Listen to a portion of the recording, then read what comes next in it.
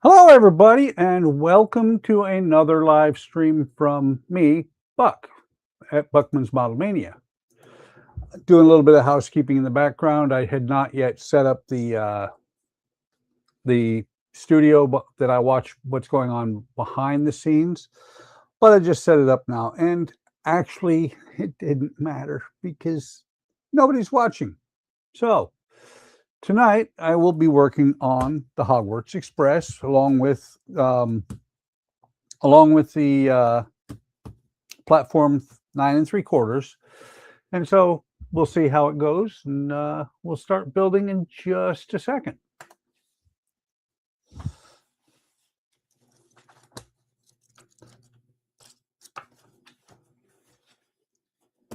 So I've got the manual here from that came with the parts. Let me make sure I've got the right one. StreamYard, that's the one I wanted. Got the manual right here.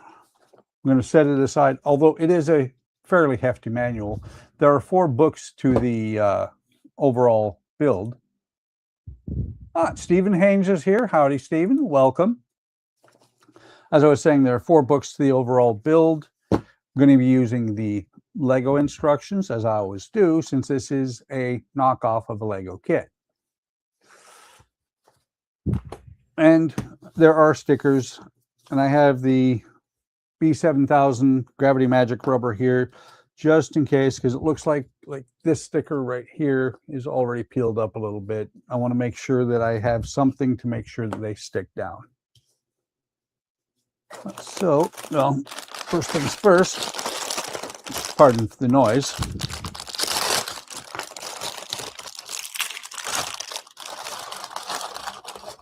This first bag,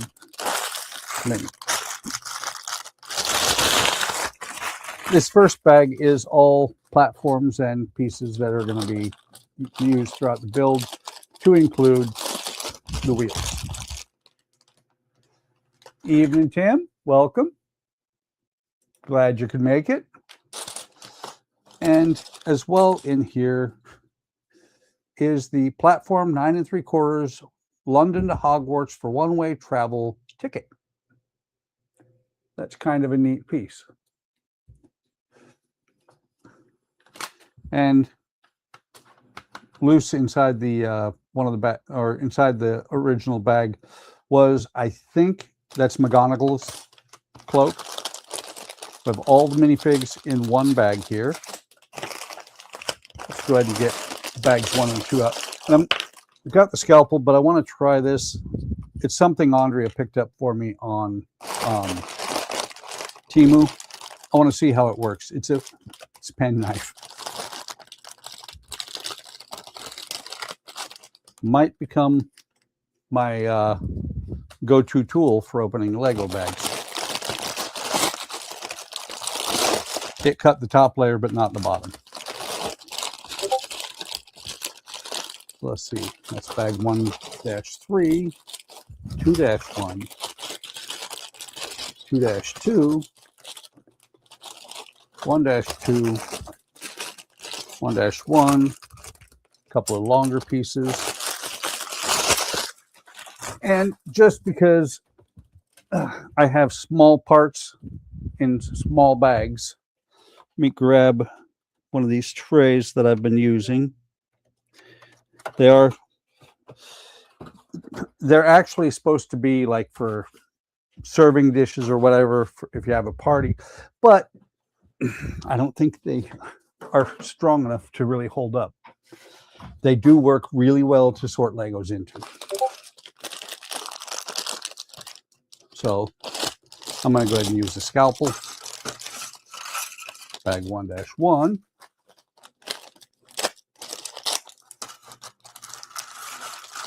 One dash 2.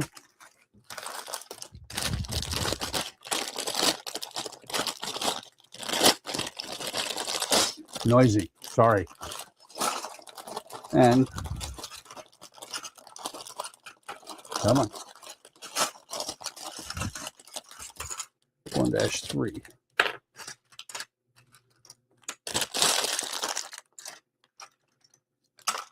Oops.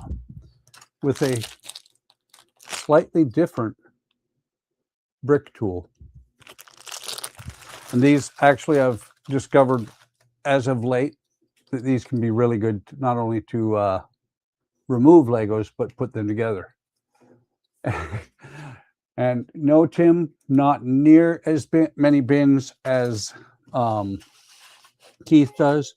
I have 10 of these trays, so I could actually have 30 bins. I don't need to, don't plan on needing to. I do know that he has quite a few bins. So first thing we're going to do, and for some reason I'm not on the first page of the instructions. And the instruction books are laid out as, you got the engine, and I've got this in the description as well. You got the engine, the tender, where the coal is for the engine, one car, and then the platform. So 4 total books. Not sure how long this is going to take, but I do know, at least they're not black. There is that. I did have a black mat before, and I lost parts onto it. But there's one bag not in here. This could be a long build. Because this bin is probably a 20-quart bin, and it's full. Right now, don't have a producer, but in about 50 minutes, Howard plans on producing. What he's going to be doing, I'm pretty sure, is he's going to be at the roller rink like he is on Thursdays, but he's going to be on his phone, which is cool. What I do need, and I'm going to get out of black bin, Tim, sorry. Last thing I do need is a bin to put the minifigs in. Let me get this back out and see how well it works. Try this again, make sure I've got the pointed end down.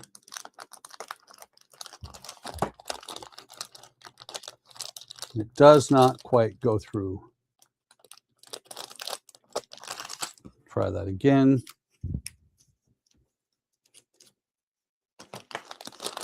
Nah. At least it's good for stabbing bad people if they come into the room. Maybe give them a slight scratch. Oh, inside here we have a couple of the doors for inside the train. I'm not sure what these blocks are for. They have a minus on one side, a plus on the other side. The screw right here, but I don't see anywhere wires go. Intriguing. They look like they should be for lighting or something, but I'm not sure. So first minifig, and they have these figures have what they call, wait, well, that's interesting.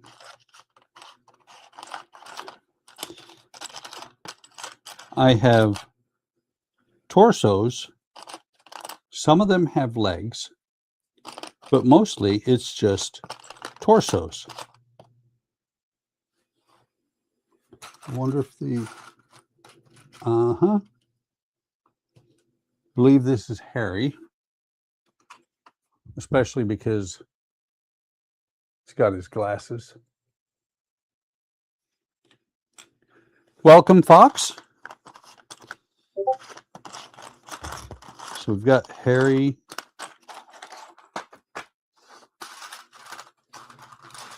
And one arm, and there, okay, there's a hand.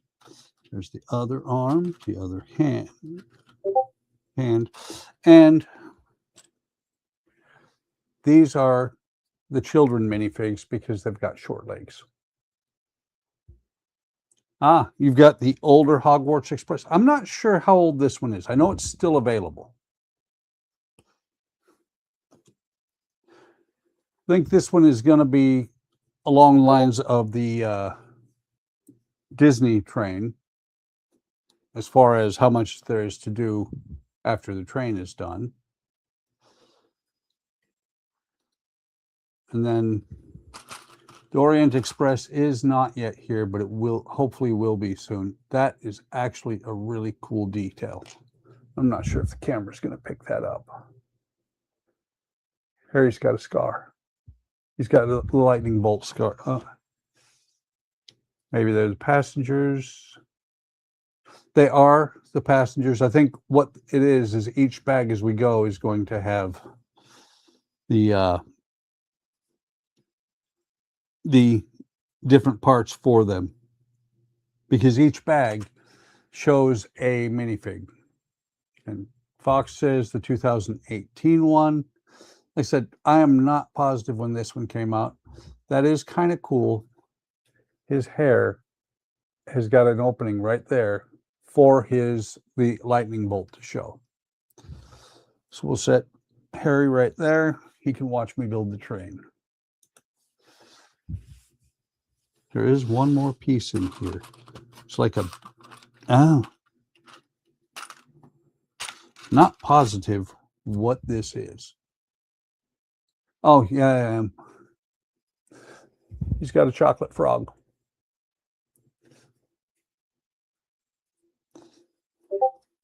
And there, I did see it was in there, the ticket for Hogwarts. So let me put the chocolate frog on his hand. That's loose. It's going to fall off. Put Harry right there. I'm going to take a real quick look because Discord keeps making noise. Okay, it's the other modeling channel I'm part of. So let's build this thing. Step 1 has this. Step 2.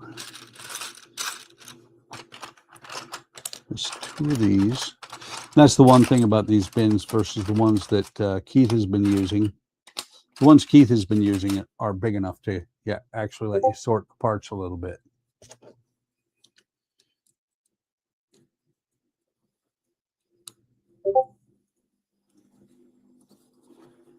That is loud. You know what I can do? Let me turn down the volume on that. And if when Howard shows up, I'll turn it back up so I can hear him. One nice thing about streaming alone, you don't have to worry about echoing. It's mine, Fox. What about the fox? Wow. Do not know why. That's quite the reaction. What's got you impressed? Echo, shut up. Don't know why. What's triggering it? And nobody can know. You guys can't play with my lights because I don't have it hooked to lights like some people do.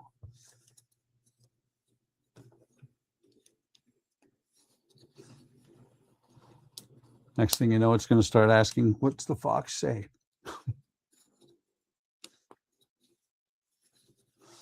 Okay. 2 of these, 1 of these. You'll hear me say that a lot as I'm going through.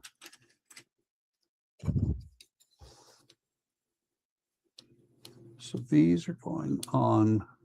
My guess is this is going to be the front. Therefore, that's going to be where the couch catcher is going to attach. And that is actually what the wedge-shaped piece in the front of a train is. It's called a cow catcher. Howdy, Alec. No, she's upstairs watching something on TV. She was out in the garden a little while ago, and it's, let's see, yeah, it's 80 degrees outside and very, very humid as it gets in Illinois. She might come down later. She might not. Howard will be here later. So could be a full house. 3, 1, 4. And that right there. So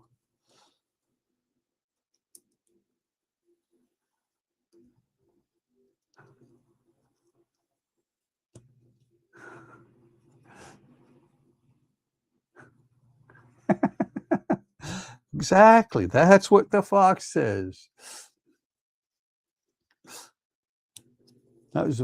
That's a really cool song to have Christmas lights to. It does some funky things with your Christmas lights. We never had programmable Christmas lights with it, but I've seen many, many videos.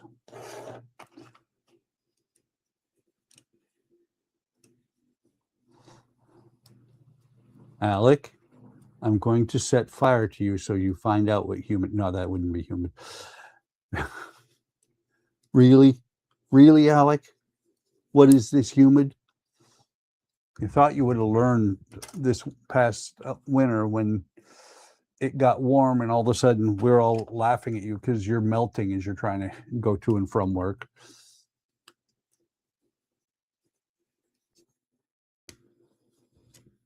Oh, just like yesterday, dirty Legos. But they're not Legos. They don't have the name on them.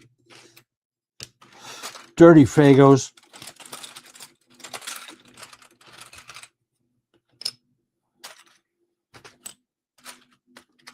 It's going to be interesting to see who all shows up tonight.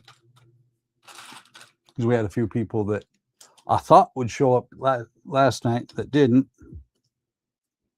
But that's how life goes.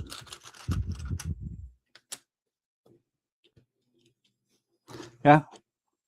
When it's hot and it rains, and that's what humid is. It is. That's how you get humid. Humid is when you get out of the shower and you feel like you never got out of the water. It just continues. Although it's not as bad here as it was when I was in Korea. 90 degrees and 90% humidity sucks out loud.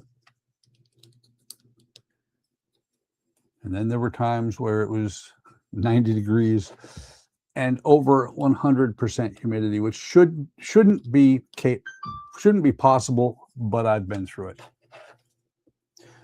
Let's see. Alex said, Buck, got my planks, natural stain in the mail as I was on my way out the door to work. Have massive amount of progress. Cool. I didn't yet have a chance, Alec. Maybe, just maybe, because it's quiet in here. Maybe I'll listen to it on here and we'll let everybody hear it. And then you can be embarrassed. No reason to be embarrassed, Alec.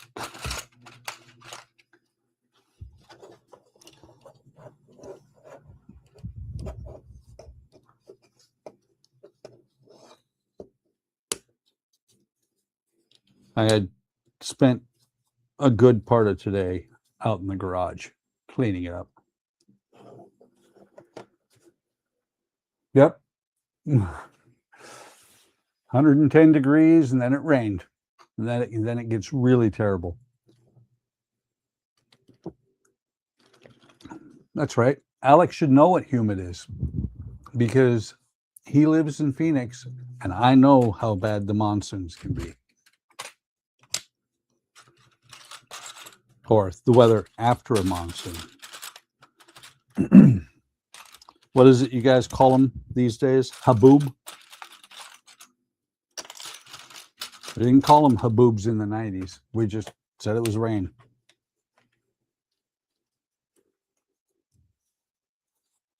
I never was a Boy Scout.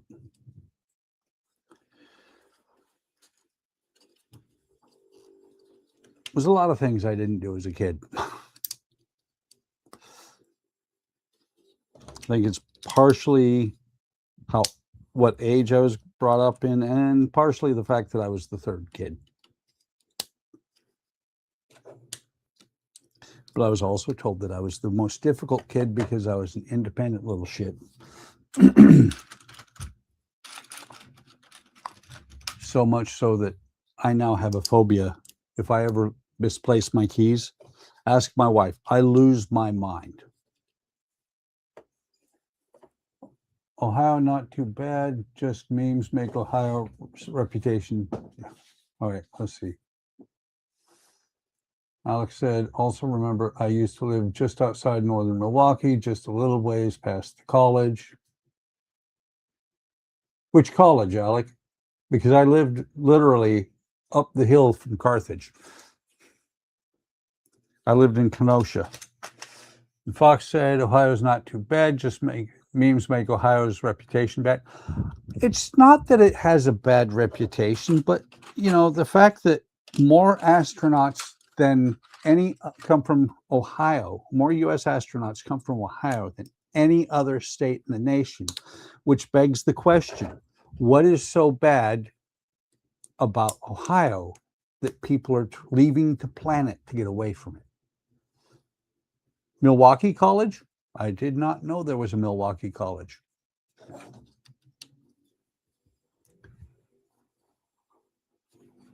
I knew that you were from Milwaukee area.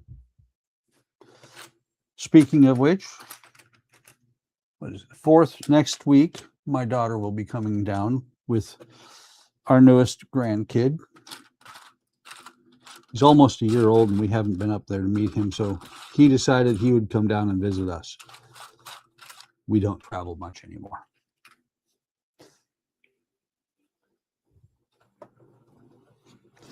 But yeah, they're coming down for about a week, which will be cool. So you might hear little kids in the background next week.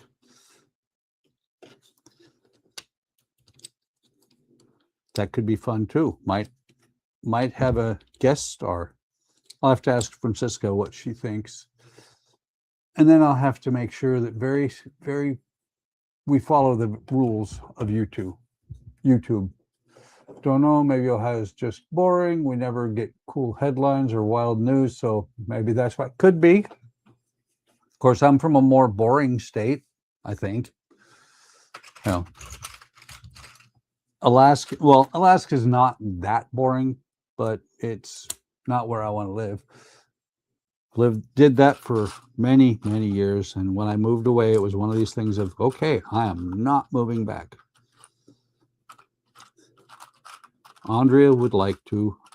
I wouldn't mind, but since we have the house here, that doesn't work well. The weather's a little bit cooler, but things are a little bit more expensive up there.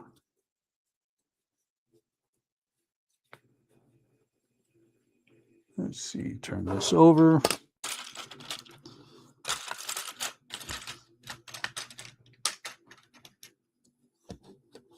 And to be honest, after 24 years active duty in the Air Force, everywhere, and I mean everywhere, is not boring. If you can't find something to do wherever you're at in the world, there's something wrong with you, not with the area you're in. And Fox said, Alaska is a war crime sandwich, Russia on one side and Canada on the other. Alaska is very unique in the fact that it is, well, its two largest industries are kind of opposed, but that's where they make their money. And I'm not talking about the oil, because the oil is secondary. The oil just happened to be up there. Alaska's largest industry is the military, and the second largest industry is tourism.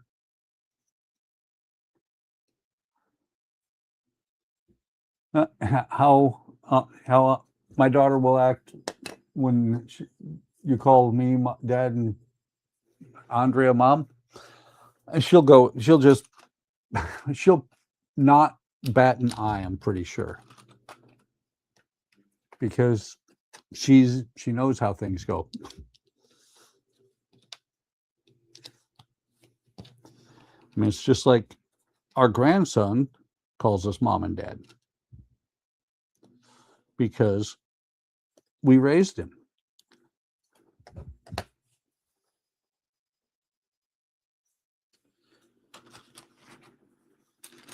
So I do have to say, I can tell the pollen's high in the air these days because my throat keeps getting clogged a little bit. That's something that getting old sucks. I'll tell you right now, getting old sucks. Things that never used to bother you will start to bother you as you get older. Alex said, thought you were going to say that Alaska was famous for its gold. Well, it is. It does have actual going concerns for gold mines, but that's not what it's not a huge industry up there. Not a lot of people are making money on it. Tourism is huge. Military is huge. Oil is big, but it's, it supports the state quite a bit. But outside of the oil, it's tourism and the military.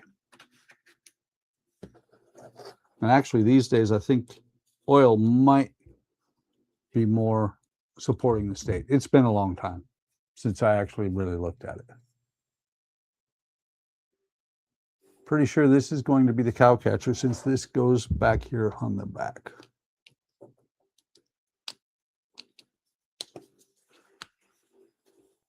It's a very important term, Alec. You should know cow catcher, especially if you're going to start building trains.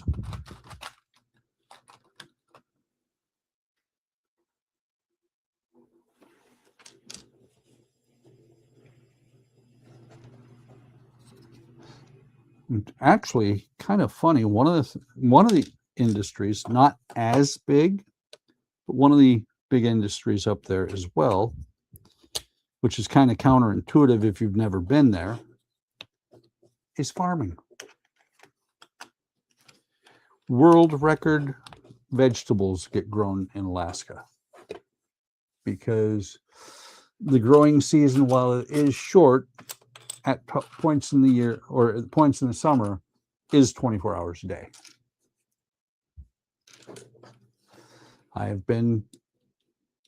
Well, before I joined the military, I pumped gas for a living. And at one point, we lost several employees. They quit, walked out, what have you, got fired. And so the gas station I worked at, I was the only one working at it 7 days a week for about 3 weeks. And you know how bad it sucks when you go to work before the sun comes up and go to work or come home from work after the sun sets in Alaska? We're talking the sun was coming up at like 6:30 and I was on the way to work by then, and the sun was going down at about 11 o'clock and I was still at work. Sun never got really high, but it still came up above the horizon. Where are those pieces?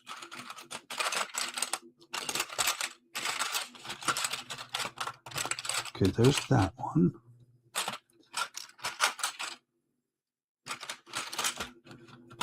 That one.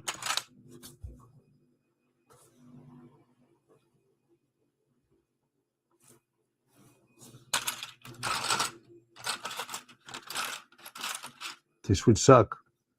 This would suck if I had pieces missing out of the first bag.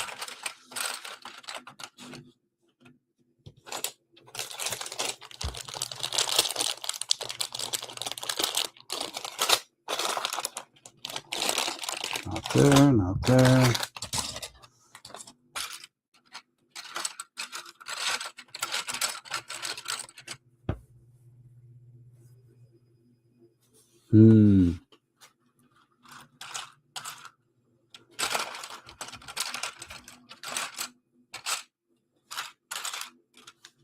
This is what everybody watches for, when things go wrong.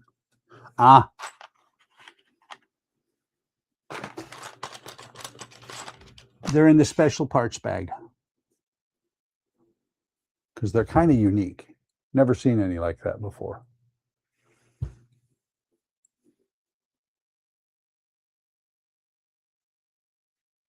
No. Was no kind of a hint.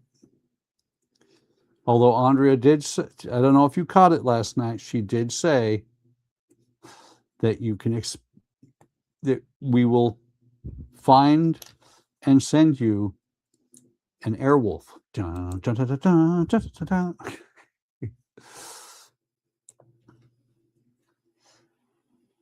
And don't know when, but something will show up, will come your way sometime. Okay, get on there. There we go.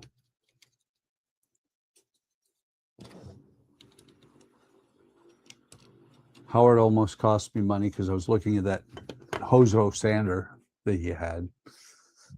He hasn't cost me money yet, but maybe. Because I looked at that sander and it is really, really cool. Especially if you buy the blade attachment and you have a little reciprocating saw then. A tiny reciprocating saw, but still a reciprocating saw.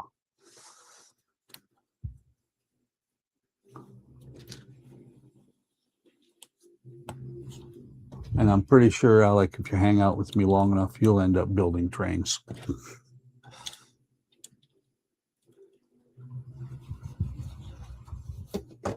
Once I get Partworks, well, especially because this is trains on Thursday. Once I get Partworks cleared out, definitely going to be doing the Orient Express, but I have other trains from Oakry.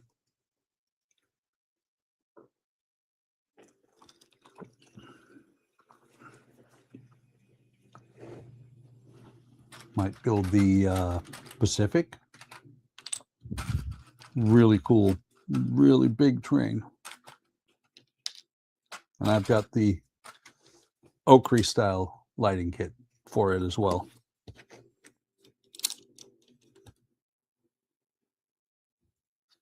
Stephen Haynes says he's built the big boy train. Very cool.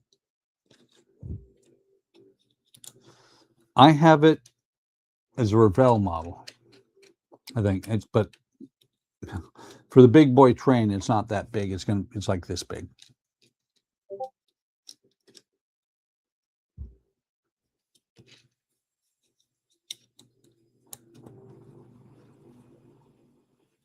And Eric is going blah blah in chat in Discord.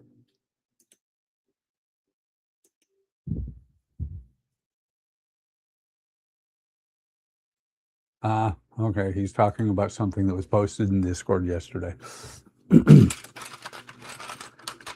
So it's humorous, but I tend not to put things like that on my channel because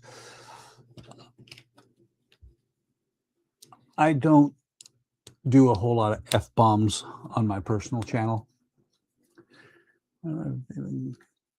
Most of the trains are going to try and get me to build will be wood. They're all wood. All the good trains are wood. Alec, you know that. You have no problem if I'd take a listen on the stream. Well, give me a second. Let's find out. We can get actually more opinions. Let's flip over. It was non-Lego one, was about 3 feet long. Very cool. Very, very cool. I might have to get that. Uncle Ollie has so many really cool things. So let's see. Is it going to make me download it or can I play it? This is an outro for Alec is thinking about for his Constitution. I watch your careful hands lay planks of honeywood, 1 inch to every foot, a prayer in sawdust dust. You fit my ribs by touch, you honor every line. My old oak heart wakes up at the gentleness of time. I've crossed the cold gray sea, I've felt the cannon smoke, but here you stand so still, a fire in every stroke. I am all that inside. I stand in your hands. I am all inside, built by your careful plans. Love on every scene, pride in every beam. I am all that inside, and I Not bad, Alec. I would go ahead and use that as an outro. You know, the key thing is you can do anything on your outro.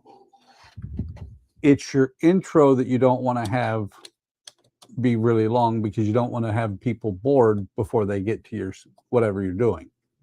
That's why, I like the Bricks with Buck song. I play it at the end of my streams and a lot of my videos, my brick videos. People don't have to listen to it. I listen to it all the way through, as does my wife. When she's listening, she will listen to the whole thing too, because both of us think it's really cool. And it is completely AI generated, which I know that turns a lot of people off. And I know I wasn't concerned with playing yours either, Alec, because I know it's also AI generated. So it should not net me a copyright strike. Oh no, not a copyright strike. Somebody's going to want to sharing my 30 cents I made off of this video or off of this stream. Oh no, I think I put everybody to sleep. Alec, you put everybody to sleep. 4, 5, 6, 7, 8, 9, 10. To be honest, I know people that are concerned about how to avoid. She is doing well, Stephen. Thank you for asking. I will let her know you asked. I didn't go to Wonderfest this year, so she didn't have to have things happen like last year where I was 300 miles away and she's in the emergency room. Probably, well, maybe, don't know yet for sure. Maybe next year when I go, she'll come with me. Maybe not. That's completely up to her.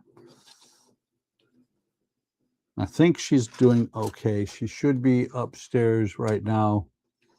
She should have cooled off by now. I'm pretty sure she was outside.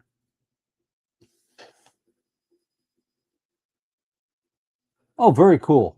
Very cool, Alec. So you are paying for a service as well, just like I am with Suno. That's why anything that I play from is now made from Suno is mine.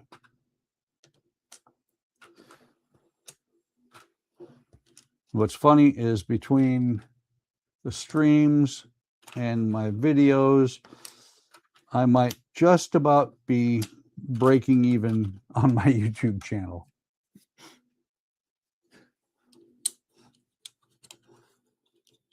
It's close.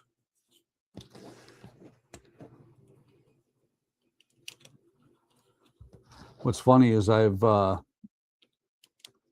tried to do extended cuts of Bricks with Buck, and it starts doing velvet bricks. I'm like, no, not velvet.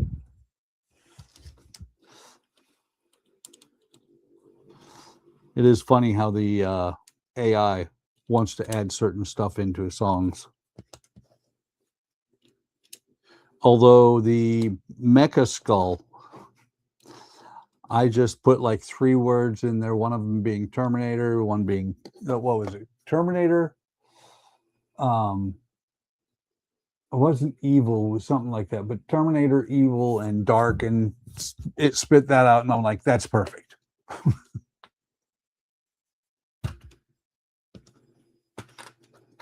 Although I do have to say the Mecha Skull, the build was not bad. The videos were kind of a mess because I kept messing up. Forgot to turn, or had no sound on one, didn't turn on the camera for one outro. So things that happen when you're a YouTuber.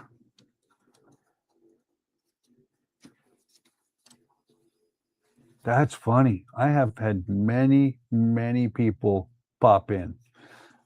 Concurrent and so far, concurrent viewers and number of viewers that I've seen all through the stream so far is 4. Which means Stephen, let's see, Stephen, Fox, Alec, and maybe Andrea.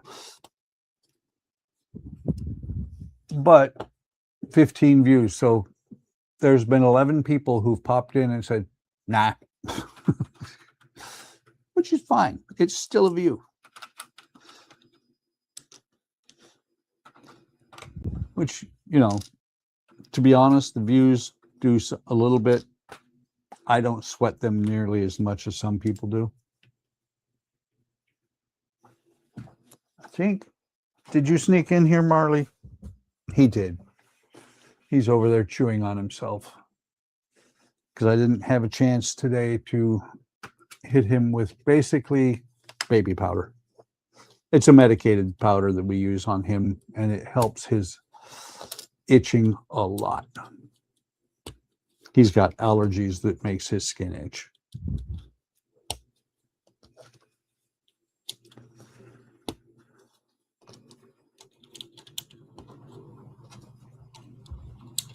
I'm interested to see.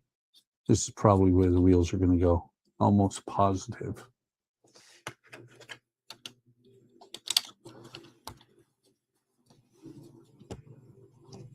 Let's see.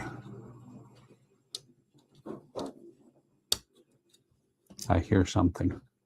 Somebody dropped something that rolled across the floor.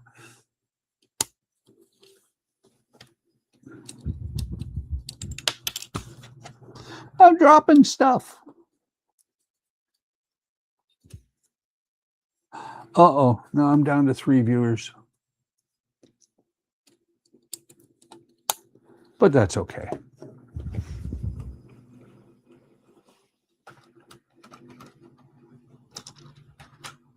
Because I know there's another stream going on that some people are just, they're going to go and watch it because some people are like Pavlov's dogs.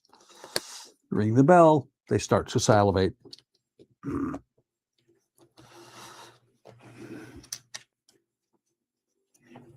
Especially like how the song sounds like an anime outro credit sound to it. And I just have to go through either the ones that I already have made or will be making, see what I can use for an intro. What I would do, and you can do it really, I think since you use DaVinci, it should be not hard at all. What I would do, Alec, is put the song into DaVinci, figure out what you want to use as your intro, just a small section, like a 10 or 15 second section, and cut the front and back off of it, and then do a fade in and fade out. If the section you want to do, that you want to play, is a little bit longer, say like you're shooting for 15 seconds and it's 18 seconds, speed it up just a hair. And of course, I think I'll use the best sounding chorus for the intro. Absolutely. That's exactly what you do. Now, if you look at the, or if you've watched the Mecha Skull, I actually sped the sound up just a hair on there so that it would fit the length that I wanted. The bit of the song that I used was like, you know, it was like 17 or 18 seconds. I needed it to be 15 seconds, so I sped it up and it sounds great. Oops, I was supposed to put these on before I put them on there. And the funny thing, the funny thing about the Hogwarts Express is it's just a regular engine. It's just a regular train until you put the placards on it. And I was looking at it, I just looked at it. I was thinking this was the front, this is where the cow catcher is going to go. I can tell right now this is where the cow catcher is going to go, I think.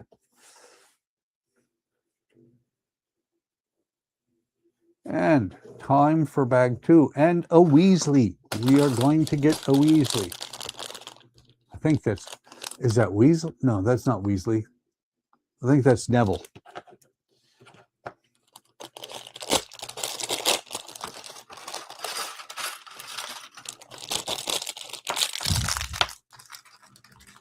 Yeah, because that's more brown hair than red. So we got the hair, got an arm, got another arm, got a short pair of pants.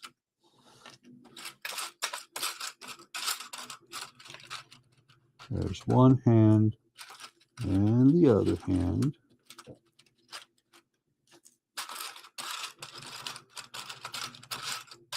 It looks like, the reason I say it's Neville is I believe Neville was as a kid, because when the actor grew up, he sprouted something fierce. But he was pudgy as a kid.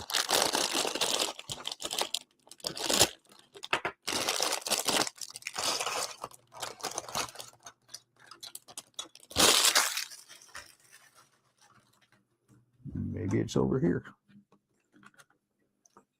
I think it is.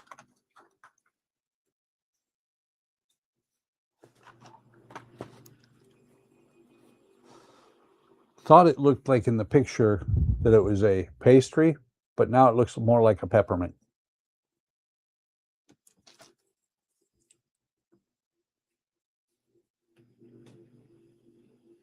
Yeah, I really think this is Neville. Let me put his arms on, his hands, and then I'll lift him up to the camera, and you guys, if you would like, can say what you think or who you think he is. Speaking of minifigs, I put all the figures together for the Death Star today. I'm missing one piece of one stormtrooper. And then the last one that I put together, because he was not one of the called out ones, was the one with the short shot that, this guy got lost a leg. So there, like I said, I think that's Neville. I don't think that's Ron.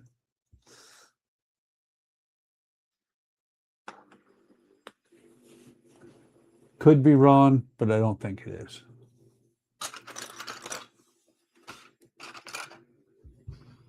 Let's see. Let's go ahead and put that up there for right now.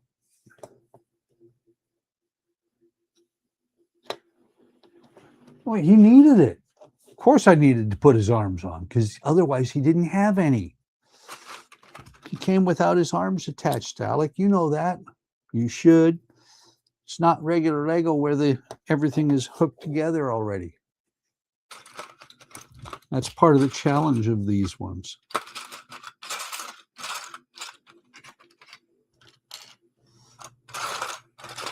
Oh, and Bowser should be delivered by next week.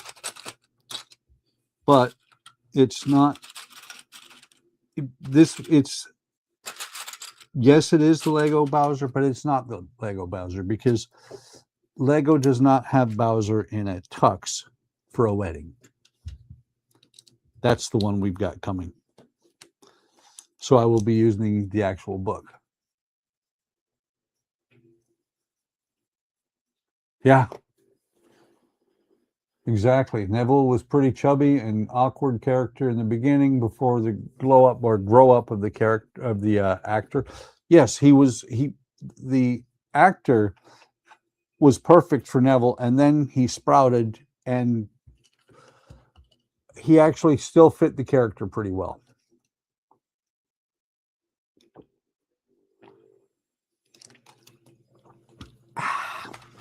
Liquid refreshment.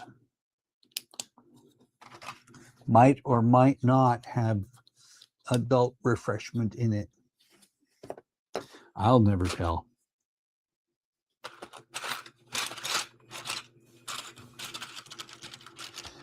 But that's also part of the reason that my channel, my videos always say, not made for children. If I do anything with the grandkids next week on YouTube, one, they won't be monetized, and two, they'll be marked as made for children, and I'll have to be very careful about what's in there. Yes, I have Jack Black coming. Do you have a problem with me getting Jack Black? I like Jack.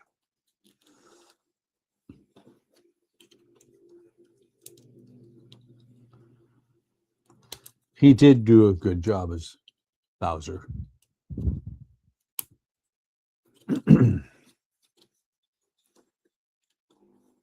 One thing I should have in here, I have to start keeping them on hand, because when I talk a lot, my throat starts to get a little bit scratchy. I need to start keeping cough drops in here.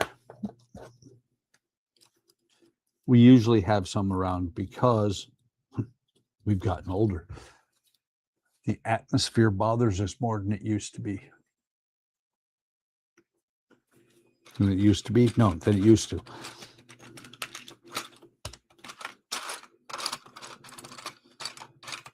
And I don't, actually I do think, I was going to say I don't think I mentioned it, but I did mention yesterday, I'm getting my two kits for my Halloween build. I'm looking very forward to this because I wanted to do this for a while. It's going to be Grandpa Munster. Basically, it's Grandpa Munster, not Mustard. Grandpa Munster electrocuting human. Herman. Ugh. I'm still learning how to speak. They don't let me out with a polite company lately.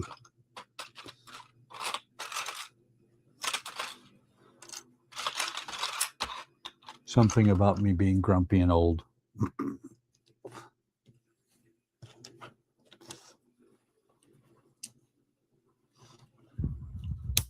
But being grumpy and old is better than the alternative. And the alternative being not grumpy and not old. Nice. I know exactly what this is. On a diesel engine, this would be, no, actually, it's not what I was thinking. I was thinking it was going to be a water reservoir, but no, this is going to be one of the cylinders for the steam that makes the train go. Really? Are you going to fight that hard? I put it away earlier. Hang on. Cover your ears.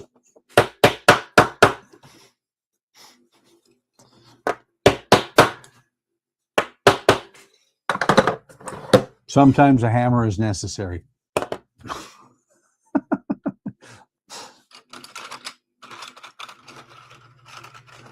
I'm waiting for Alec to say something about me using a hammer on Legos, because I know he will. I just know it.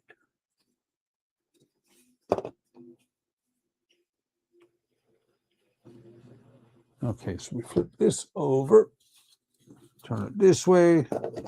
This is going all the way up in the front. Yep. Just like this.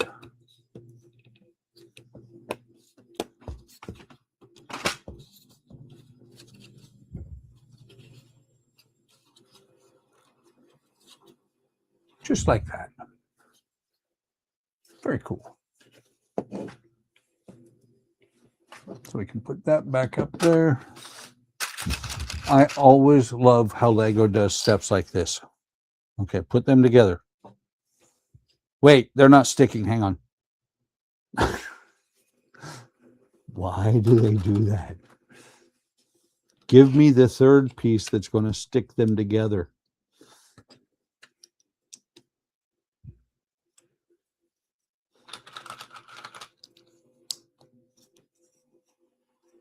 That should be the coupler.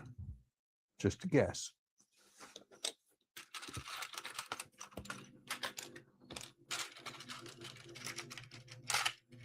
Come on. And 6 of these.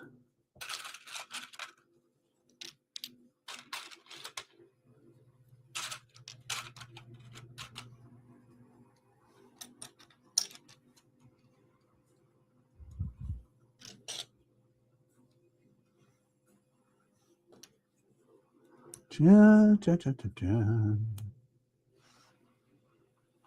It was there just now. The dreaded dead air space. Ooh. Howard and I have talked about that a little bit. A little bit of dead air space never bothers me because usually I can figure out some way to just flap my gums, rattle my teeth, whatever you want to call it. Move my soup flappers. Channeling my inner Howard.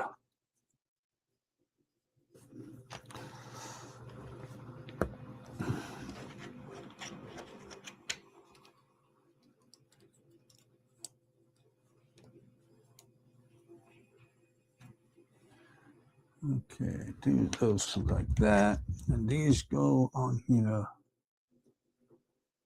Like these? Yes, like these.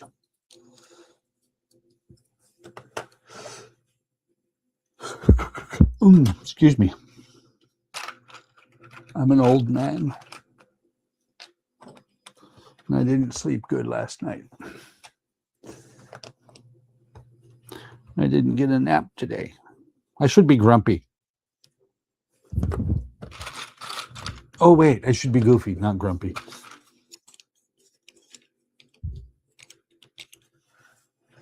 And I'm pretty sure out there across YouTube land when I said that somebody went, let's see.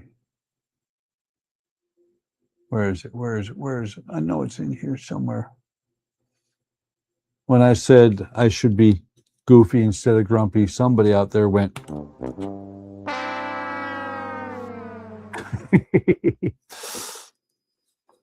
I need to make sure before I leave StreamYard to get all of those sound clips I have off of there.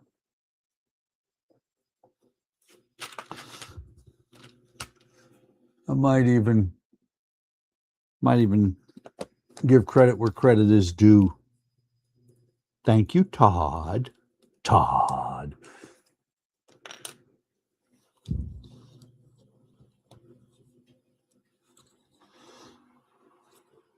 Wow, that does not want to go all the way down. Hang on. There we go. But that is really, really stiff.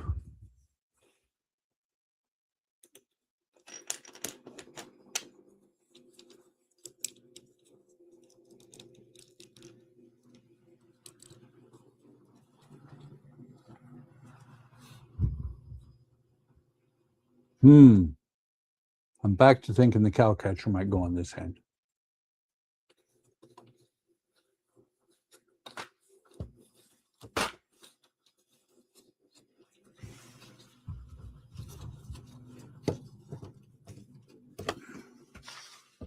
Getting there, slowly but surely.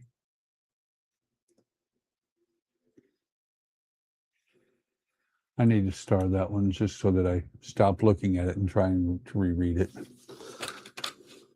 Alex, last comment. I look over and I'm like, oh yeah, I read that already. Oops, this has to come back over here. And that's going from the bottom.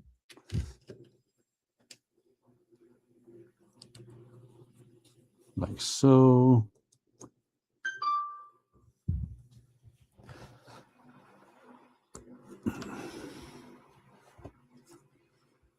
And that's going to drop in here like that. These red pieces are going to go in the front and the back. That was pretty cool. That hopped.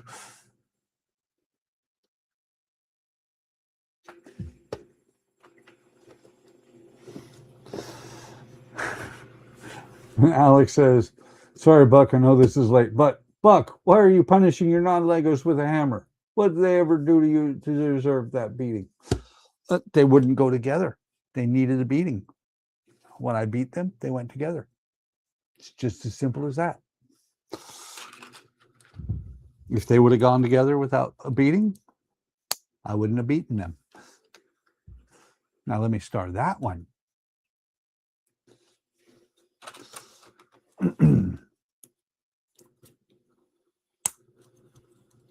There's a hair on my finger. Dog hair.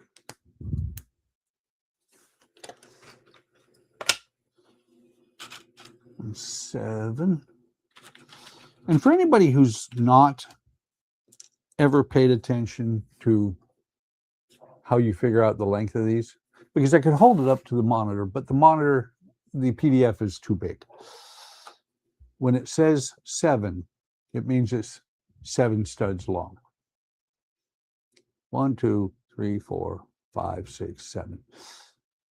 Not everybody knows that. It is a given that people learn that over time, but I don't think I've ever seen anything really say that in at least a decade.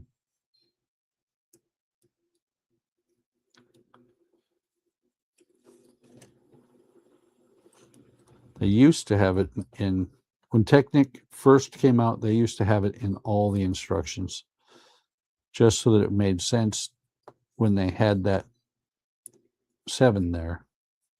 Okay. Make sure that turns.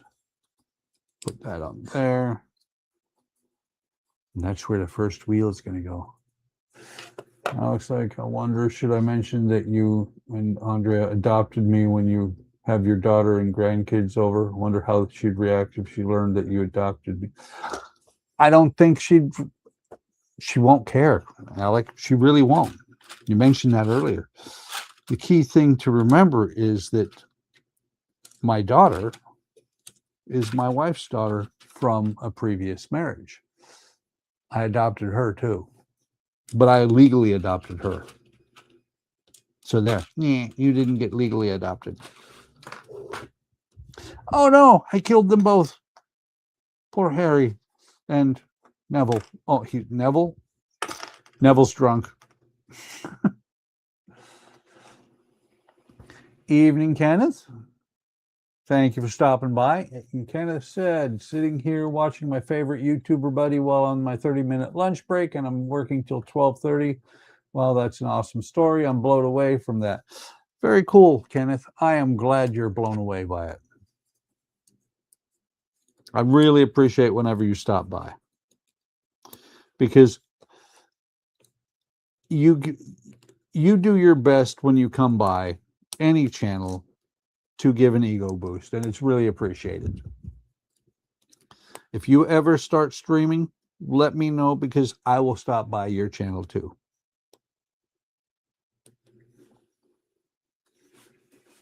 And you said, Kenneth said, I try. It is much appreciated, man. It really is. It's really cool that people do that. Actually, not a whole lot of people do that. It's really cool that you do that.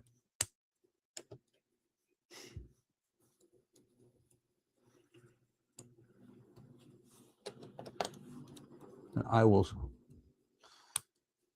surely, if you ever start streaming or doing videos, watch your stuff. I watch a lot of stuff. Sometimes I wonder if I watch too much stuff. Nice little spacer here.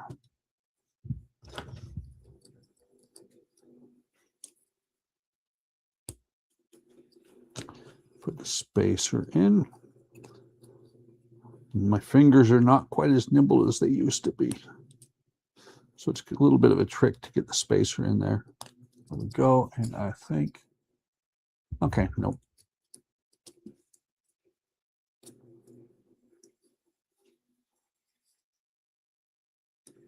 Very cool. I appreciate that, Kenneth.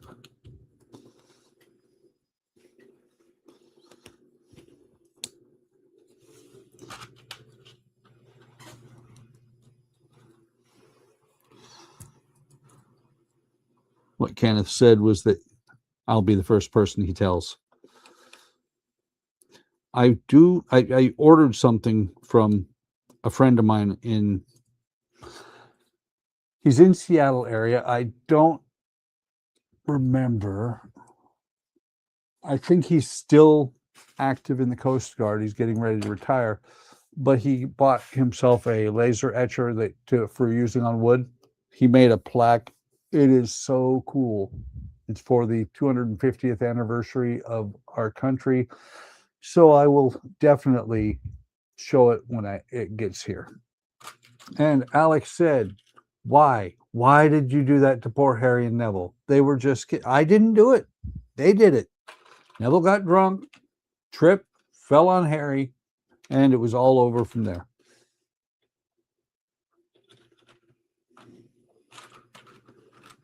Wasn't me, man. It was all Neville. Make sure this one, this one, this one, this one, this one, oh. And this one, and one. There it is. Ah, it's running away. Where did it go? Double check. It says it's a 4, and it's a 4. So I think this is going to be actually part of the drive wheels.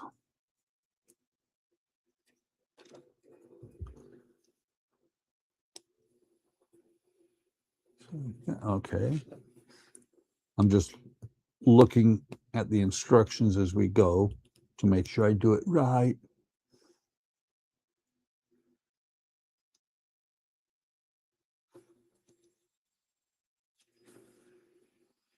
Ah, okay, that's where that one goes. I'm sitting here going, where does that one go? And it's because it's after this is completely built. You slide this in like so.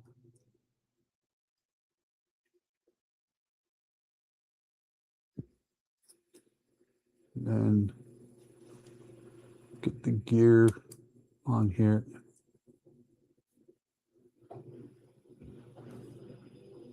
It's interesting that they have you do that, because this is the end that is going to just spin. Okay, and there is some verbiage here in the book. It says the trick to the transmission build between the engine wheels not only adds detail to the engine car, but also helps you keep the middle wheels lined up properly for when you attach connecting rods. This element combination lets you move and adjust each wheel axis independently when you connect the wheels. The friction then allows the force applied to the gears to move between the wheels. That reduces the overall tension, gives you a much smoother function. So you got the wheels here, and this is acting as a clutch a little bit.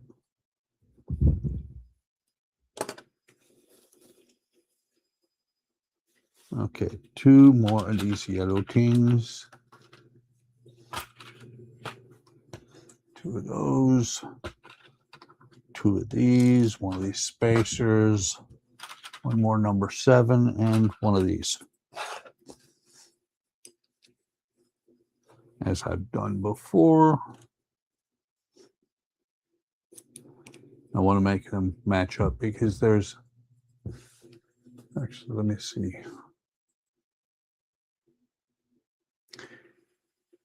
Really can't tell And I don't know if the actual original Legos are like that. There's a curved area on both sides here and just flat here. Well, I put the curved area to the front and back on this one, so I'm going to do the same thing. It doesn't matter, I don't think. It's just aesthetics for me.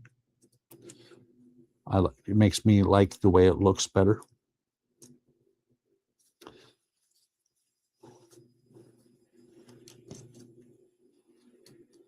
So that's going to go on here.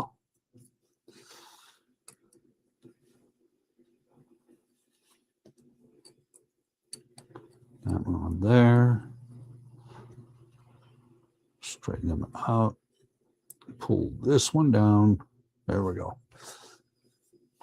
And then we're going to put this on the front here. But get this gear in here at the same time.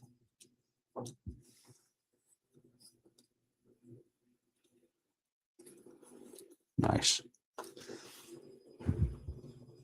And this is going to sit on here. Like so. Oh no. Oh no, I did it wrong. Looking at it from the top down, this one is right. This one, the gears are on the same side. There. This one's right. This one, the gear on the wheel side is supposed to be on the other side. So that's a matter of turning this around, putting this gear back in.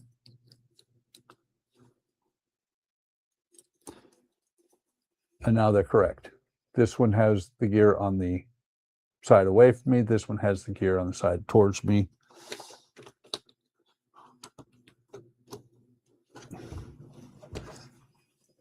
Just like that.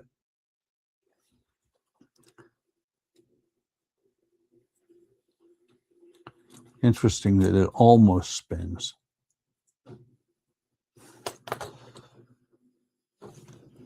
Let's try a little bit of loosening up.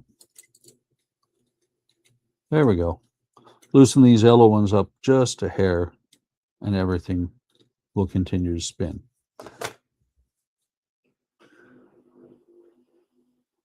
Let me star that. Alex, last comment, just to keep myself straight.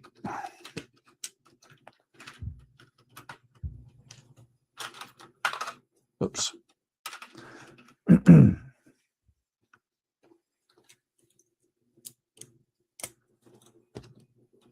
I do like how colorful these are. Those nice red blocks here, although they're not as red as the book makes them look.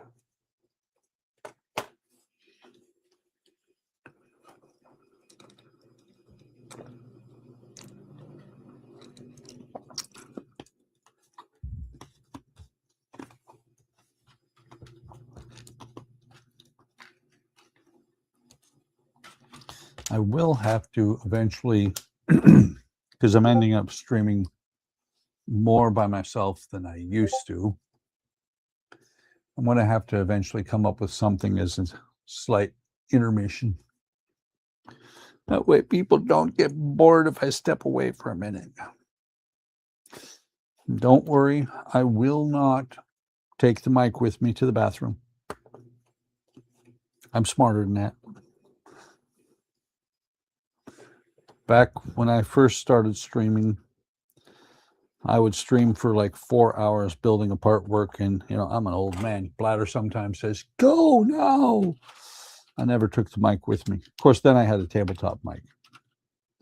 If I can find the right USB cable for it, I might bring that back out.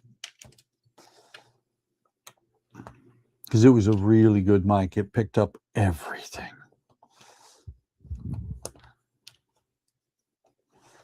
So much so that sometimes certain people would complain that it was picking up too much.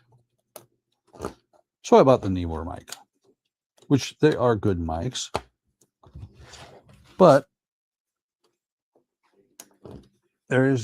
is nice to have a mic that you don't have to worry about accidentally carrying with you when you leave the room.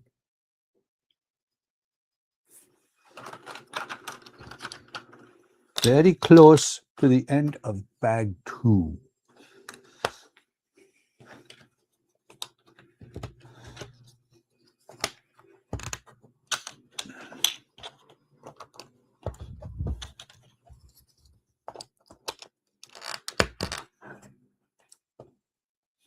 Okay, so we flip this over. Let me see, make sure that flywheel is back there. So this goes, I'm just looking in the book to see.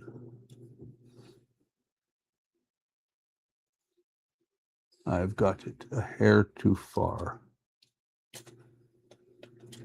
Oh, okay. Dopey me. I'll show you the key to where to put this at. And that was one of our dogs. Cody is a very small dog, but he's also noisy. So the little red bricks right here and right here. Can't see this one. It's under the axle.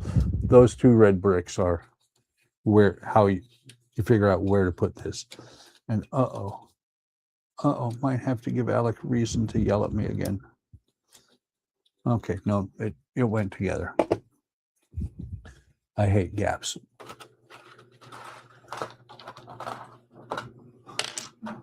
So now we flip this back over, put this pretty blue piece right here in there.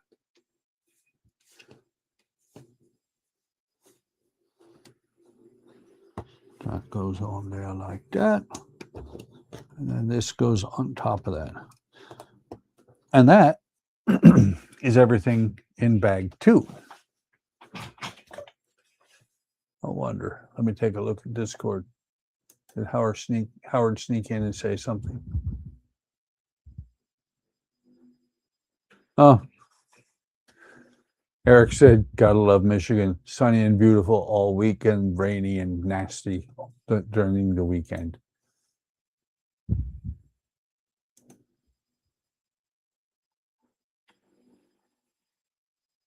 Okay. I'm just looking at something real quick.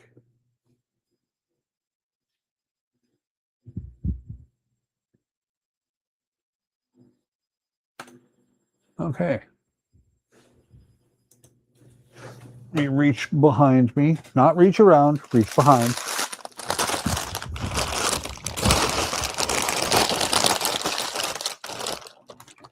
And it says 3 and 4 here, but just to make it a whole lot easier for myself, I write in pen,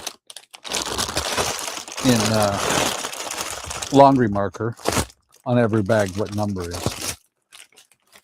Makes it easier for me to figure out which ones they are. That's 3-3, 4-3,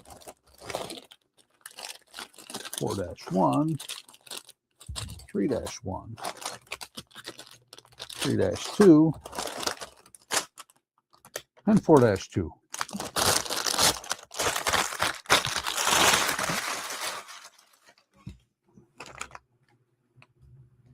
I didn't break, I broke one non-Lego piece. It was on the Death Star. It was the first day. I pushed it. It was a long one like this, and I snapped it right in half. And then I super glued it, and it looks great. You can't even tell where it's broken.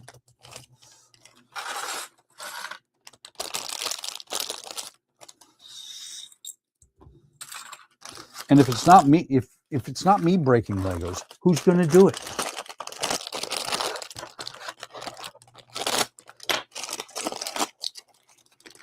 Let me see. We are almost halfway through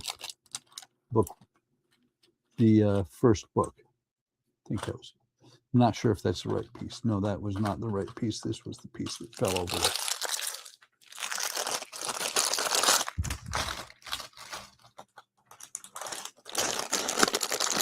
Nice.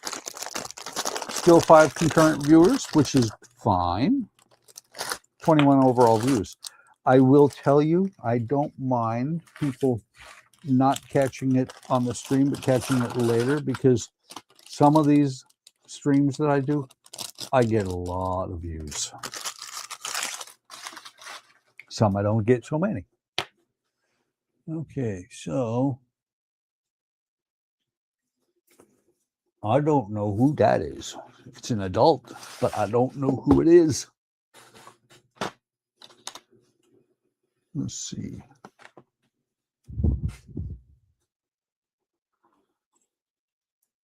I really do not know who this is.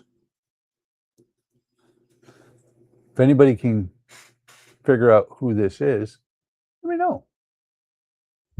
I'll also look at Lego and see who it says each figure is supposed to be.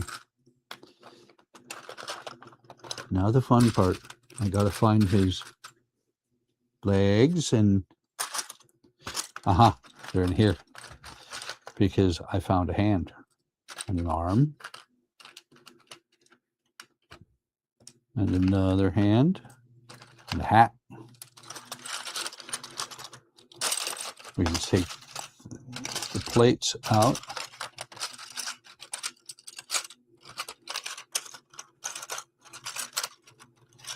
I do believe he might be the conductor for the Express. The only thing I have not found yet, there they are. Ah, that's why.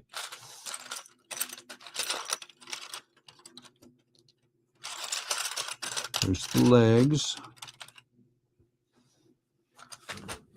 Yeah, not for the faint of heart sometimes.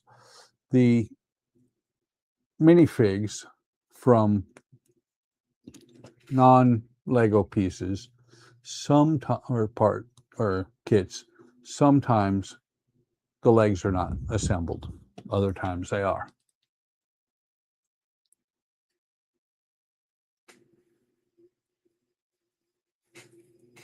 Well, yeah, on the Disney train, I broke a couple more pieces.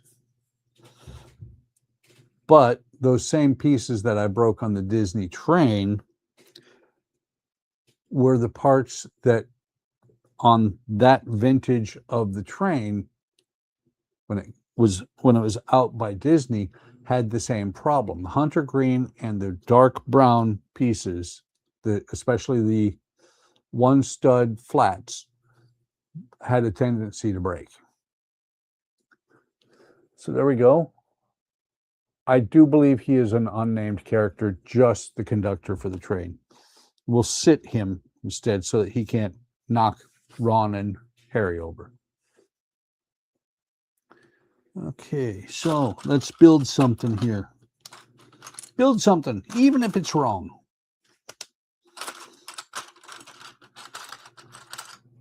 Nope, not that piece. Not that piece. Nope. There we go. Now, need this back over. Come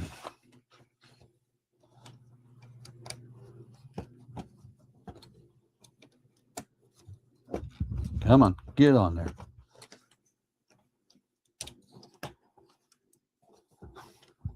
It's funny, I keep watching the number of viewers, and it goes up, it goes down. It goes up, it goes down. It's like they're watching something else, but they want to see what I'm doing. Here's the secret, guys. Open a second window on your browser. It works. I do it sometimes too. Of course, if you're on your phone, it doesn't work. Or does it? Speaking of phones, it's kind of funny. My phone loves to rapid charge, and if I put it on anything besides a rapid charger, it doesn't charge at all. It just sits there and it's like, okay, I won't burn any more electricity, but I ain't charging. I don't want to.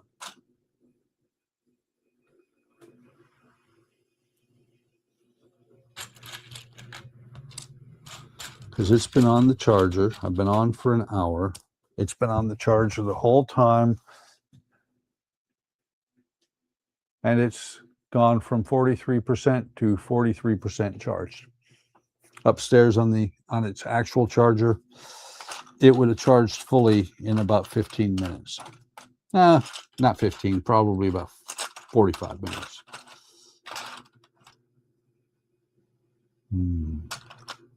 Oh, there's the piece I'm looking for. I'm looking for one more piece. Somebody say it's over there so I can find it. That was funny if you watched on Tuesday on Keith's stream. He was looking for this piece and looking for it and looking for it. And I finally said, dude, it's over there. About that time, Helen, his wife, came in. Somebody said it's over there. Thank you. But Helen, his wife, came in and picked up the box that was across the room, also known as over there, and said, here it is. Build something even if it's wrong. Okay, builds a sign that says 2 plus 2 equals 4. Looks like 4 fish. Yes. Well, and I stole that saying of build something even if it's wrong, partially from Wally from Starfleet Model Academy. He would always end his streams with build something. And I was like, even if it's wrong. No, it's not under there. I'll have to message him and see how he's doing, because he was planning on getting his channel back up, and I don't think he has managed yet. Of course, you know, Mother Nature decided that she wanted to be a pain in his butt, just like she was to me last year, and he got hit by a tornado, but he got a lot worse damage. He got worse damage. I got the worst contractor. I have to message him and find out how he's doing. Maybe, just maybe, sometime in the near future, drive 3 hours north and say, dude, how you doing? I wanted to meet you in person, because I like Wally a lot. I was very concerned when he went off the air. Basically, that's what you'd call it, when he went off the air a few years ago, because health issues, but he's coming back, hopefully. Oops, I did that wrong. That one doesn't belong on there. It belongs on here.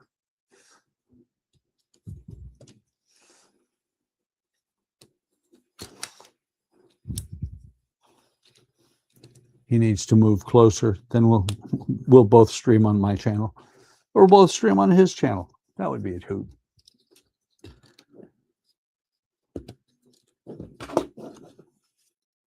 I hate when they do that. I just realized that this is loose. It's loose. It's flappy.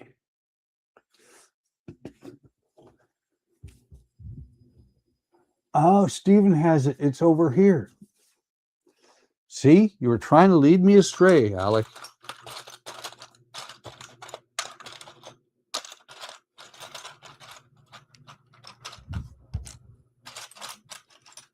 I appreciate you sticking with me, Stephen.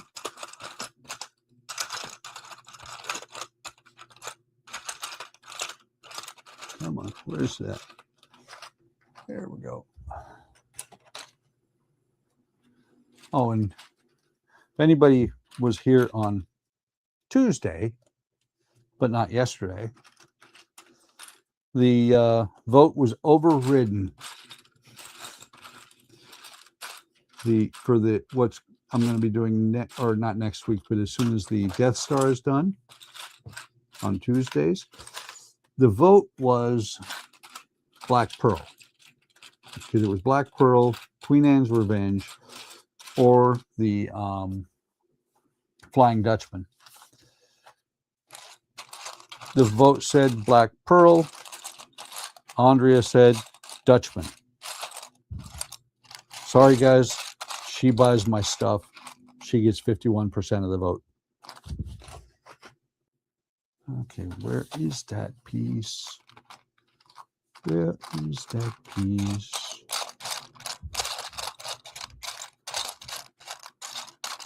And nobody, there was no love at all for Queen Anne's Revenge. The Queen Anne's Revenge got no votes.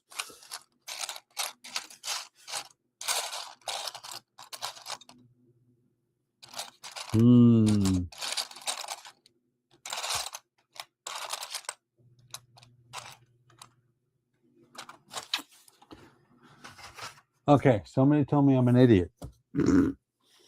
I'm looking for this piece that's sitting on the table.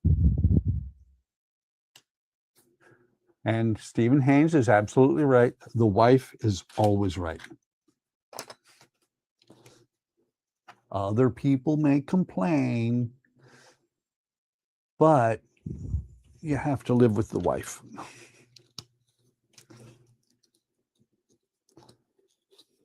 She said that she was the second one who voted. It kind of surprised me too that it went, I mean, didn't surprise me that the Dutchman was in the lead most of the time. It surprised me when suddenly the Pearl took over. But that does tell me I should get the Pearl out of Mouthballs and finish my wooden Black Pearl. Uh-oh. Gonna have to get the hammer out. Yep. That was not going all the way down.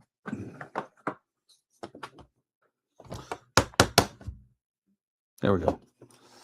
I like the hammer better than the pliers because I've done the pliers too.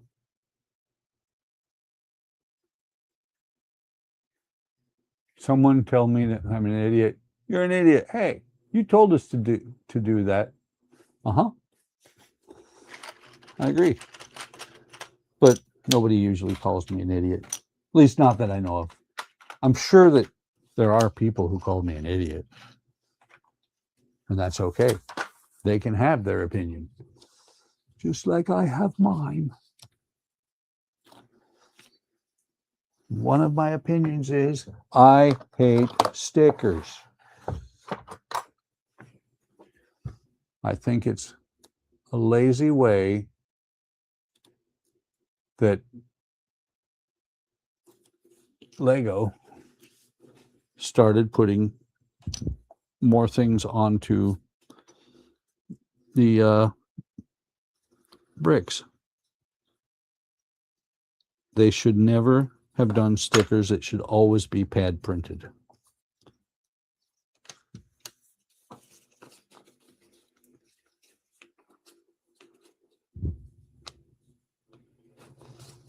That wouldn't make me spend the extra money to get a Lego kit over a non-Lego, to be honest. And several of the non-Lego kits from like Fantasy and Lumi Bricks are better kits anyway.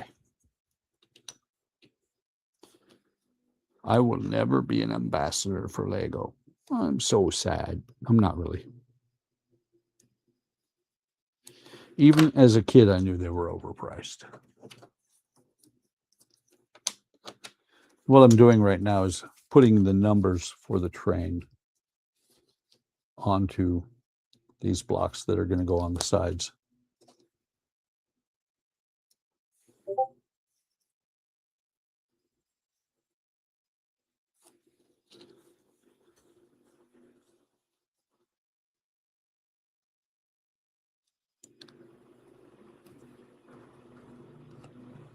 Hang on. Yeah, that's too far up.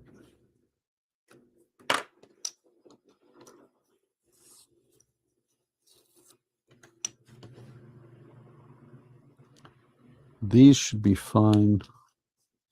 No need for gravity magic rubber on these.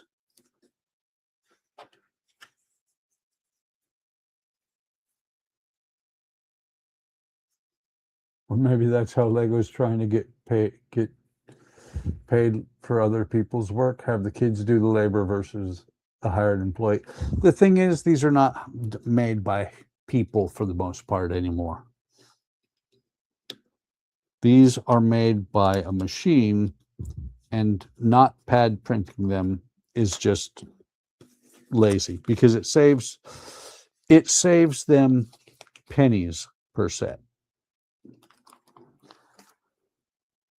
I would gladly pay, if I was paying for actual Legos, I would gladly pay $5 or $10 more to have no stickers, because somehow Lumibricks, and to some extent, not 100%, but Lumibricks and Fantasy somehow managed to not do stickers. They do pad printing on all of their parts.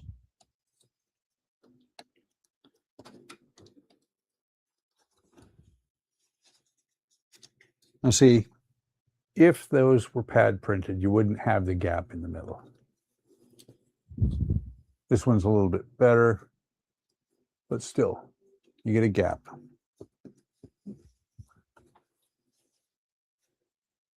I just realized I didn't look at the sticker number. Oh my. Oh, wait. It came out okay.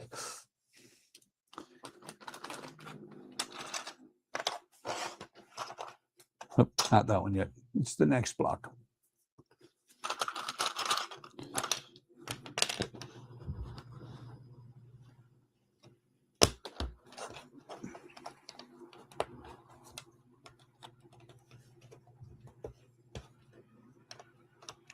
And I guess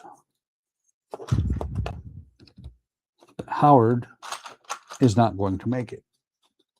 He said he was going to, but it looks like he's not going to. He said he'd show up around 7 o'clock my time. It's now 7:40.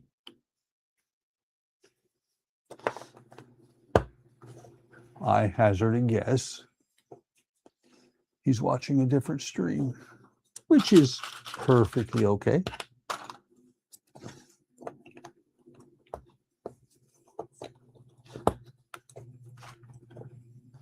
I do like what they've started doing a little bit, though. Actually, not started. They've been doing it for a while now, where they put colorful bricks down inside. Oh, wow. Not the legs, said Howard. Thank you, Howard. He's just snuck in. I'm guessing your phone isn't letting you join in. Oh, yeah. I almost forgot. I still have it, so I should do this. Where is it? There it is.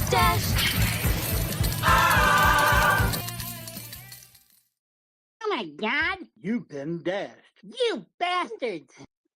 Not the banhammer. Anything but the banhammer.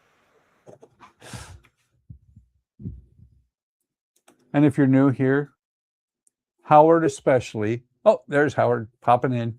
Hi, Howard. Howard especially gets the dashed music and such when he does the super chat. Oh, he popped in and then he muted himself. He's hiding in the corner now.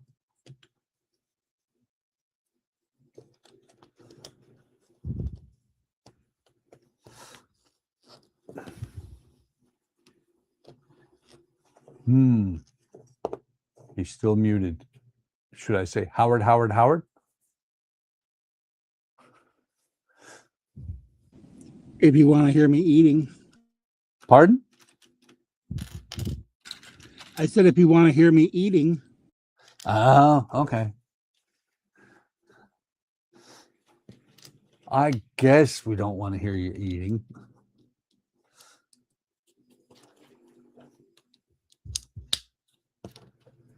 Although I eat on stream sometimes. Not so much anymore because it's harder to eat on stream when you're all alone. I don't think people want to watch me eat when it's only me.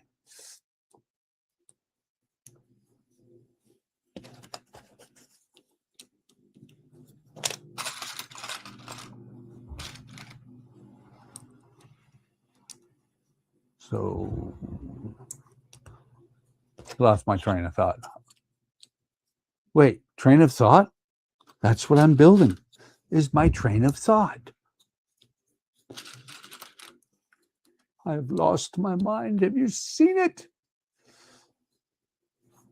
Ooh, that looks like a cool piece. There. I like this. I do. I like that a lot. That's a fun piece.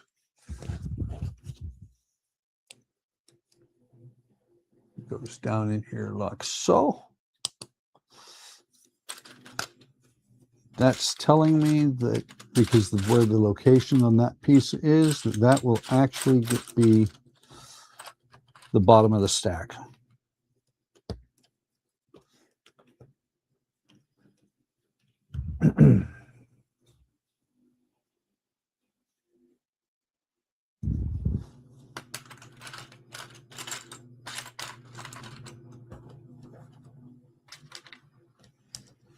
Howard, execute Jacoby.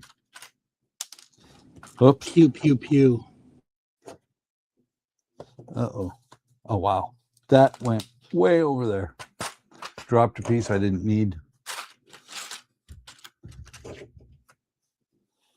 Run away, Jacoby. Howard just made pew, pew, pew at you. Of course, he keeps wanting to execute Order 66. The only problem is, I don't think there are any Jedis here.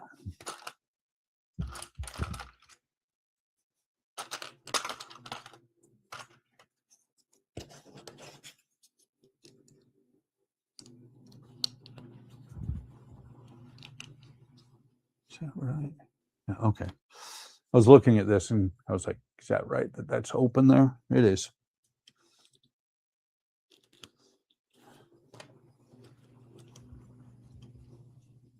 You know, nobody said I should, but maybe. Zoom. Not so much. Right about there. I should have zoomed in earlier. That way people could actually see what I was doing.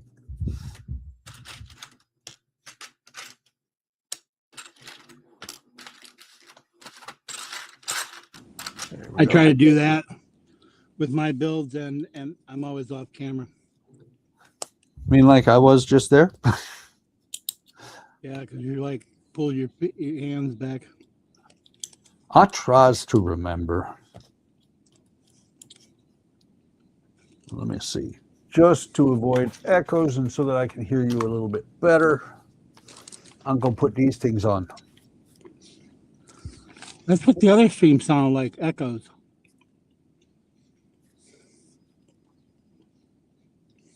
Let me double check. Okay. I can hear. It's never going to work, Alec, because it doesn't work when I'm on StreamYards and in my truck. Yep. All it does is screw It's up. That's right. It doesn't work that way. It doesn't like you, Mr. Jacoby. Not Mr. Jacoby.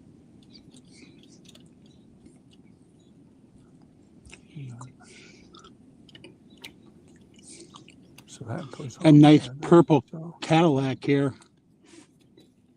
I like purples. That's a nice, pretty color, purple Cadillac, though. Cool. That deep purple. Deep purple. They were a You band. got that? You got that much done since you started? Yep. Just moving along. That the train itself? Yeah. Right now I'm working on bag 3. This- The way I think I this got came, this one. the way this came was bags, 2 bags in a larger bag, or 2 steps in each larger bag. Gotcha. And then, yep. Don't look, Howard. I'm going to abuse my bricks again. Don't have to do that if it was real Lego. True. But at the same time, I wouldn't have to do that, but it would have cost me like 5 times as much. Yeah, well, I already got this one at the 5 times as much Ah. when See, it we came didn't- out way back when. Yeah. We didn't start buying buying a lot of the bricks until recently. Had a few kits here and there. But then Andrea found them on AliExpress and she's like, those are cheap. And she bought some, and then I bought some. She bought some more. Like the Pokemon one. I know that one, she's going to want that one sooner rather than later. So that's probably going to be a video rather than a stream. That came out in the big one. Yes. The books, the way the books are set up, I think it's kind of cool because each of the Pokemon is its own book. I'm gonna have to look at that again. It's really cool. What is it? I thought mine was all in the same thing. Well, Venusaur is in its own book, then Blastoise, and then Charizard. Of course, they were all together in the bag, the big bag. Or no, they were 4 bags. That it came in 4 separate bags, but it was really kind of cool because they were sorted so that each of the bags, as I went through, I just had to make sure the bags, the steps that should have been there were there for each one. Yeah, I haven't tore any of mine apart that I've gotten yet. I don't think have I built any of them from. I guess other than the Eagle 5 and Yeah, the one other that I built. The ones from China, as soon as you get them, you should go through and make sure you have all the bags. Because after about 60 days, when they mark it as received, when AliExpress automatically marks it as received, they consider you to have all the pieces and they're not going to help you out. Which is why on the Hogwarts Castle, I had to buy pieces. I don't mind buying a couple of little pieces. I don't mind either until I have to buy, like, what was it? I bought like 60 something pieces that should have cost me like $8, but because of the way Lego does it, you have to pay a specific amount before they'll give you free shipping. Otherwise, your shipping's like $14. Right. What should have cost me actually it was about $6. What should have cost me $6 cost me $26. Or you just run to a Lego store and get them on the pick and brick ball. Wait. That would mean I have to go outside. You're allowed. I don't go outside much. You're allowed. I don't like it. It's too peoply out there. Too peoply. Yeah, there's people out there. I don't like peoples no more. Too peoply. Oh, okay. Well, you talk to me though. I guess I'm not people then. No, it's different. I know you. At least I've talked to you enough to know a little bit about you. It's the people that I don't know at all that I don't want to be around. Oh, because I does not trust them. There's lots of bad peoples out there these days. He was from the government and they scare him, I see. Hey, I was from the government. I was there to help.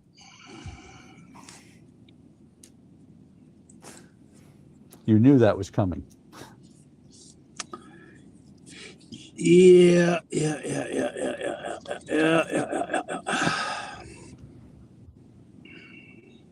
So, are you at the roller rink?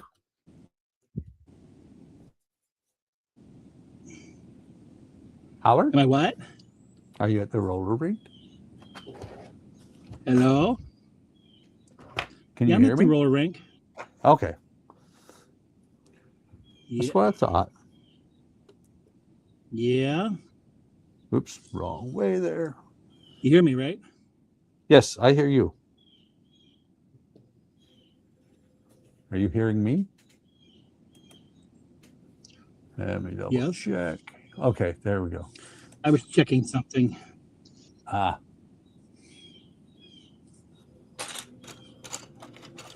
I do like the way I was this switching. train I was looks. switching things. I don't know. We'll see if it works again. Does it to me again? Don't do it. It's doing it to it again.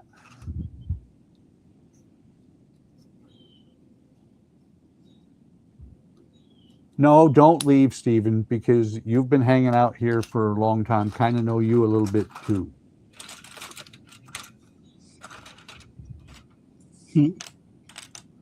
I'm talking people's in real life. Not big into people in the real life anymore. I appreciate you being here, Stephen. Don't leave. Don't leave me. But if you go to Wonderfest, there's people that you've never met there before. How do you Right. handle that? I handle it just fine. It's not that I won't be around people. I just Yeah. prefer not to. And at Wonderfest, we're all the same. We're all just kind of there going, ooh, ooh, As long as it that's ain't the thing. Ooh, ooh, ah. I know where you were trying to go with that. And at Wonderfest, it's just a trip through the vendor room, trip through the model room. Done it before. I'll do it again. And then I kind of stick to myself even in crowds. Yeah. Well, and then in the evening, I'll just hang out in the room. My I'm room. just an anti-socialist. I am. Me too. I hate socialists. In real settings, I'm kind of antisocial a little bit. I can understand that because I am a little bit too. Unlike what most people don't believe me these days, but by my true nature, I am shy. And I'm off camera. Hey, look at that. My camera's turned yellow. And your wife says you shy. Yeah, I know. She doesn't agree. I'm shy when I'm around women. You can imagine that. I can imagine that.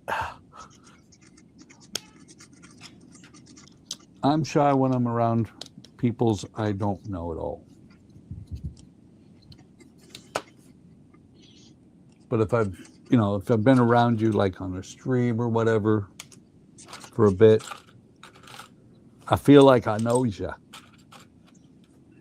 Yeah, how I told my girlfriend. She goes, I said, if we actually met in person, first off, I would have probably never said boo. No, you. Why would you say boo? You'd say hi. No, I mean, I wouldn't say a word to her. I'd just keep walking. Like, she wouldn't want nothing to do with me. That's kind of funny because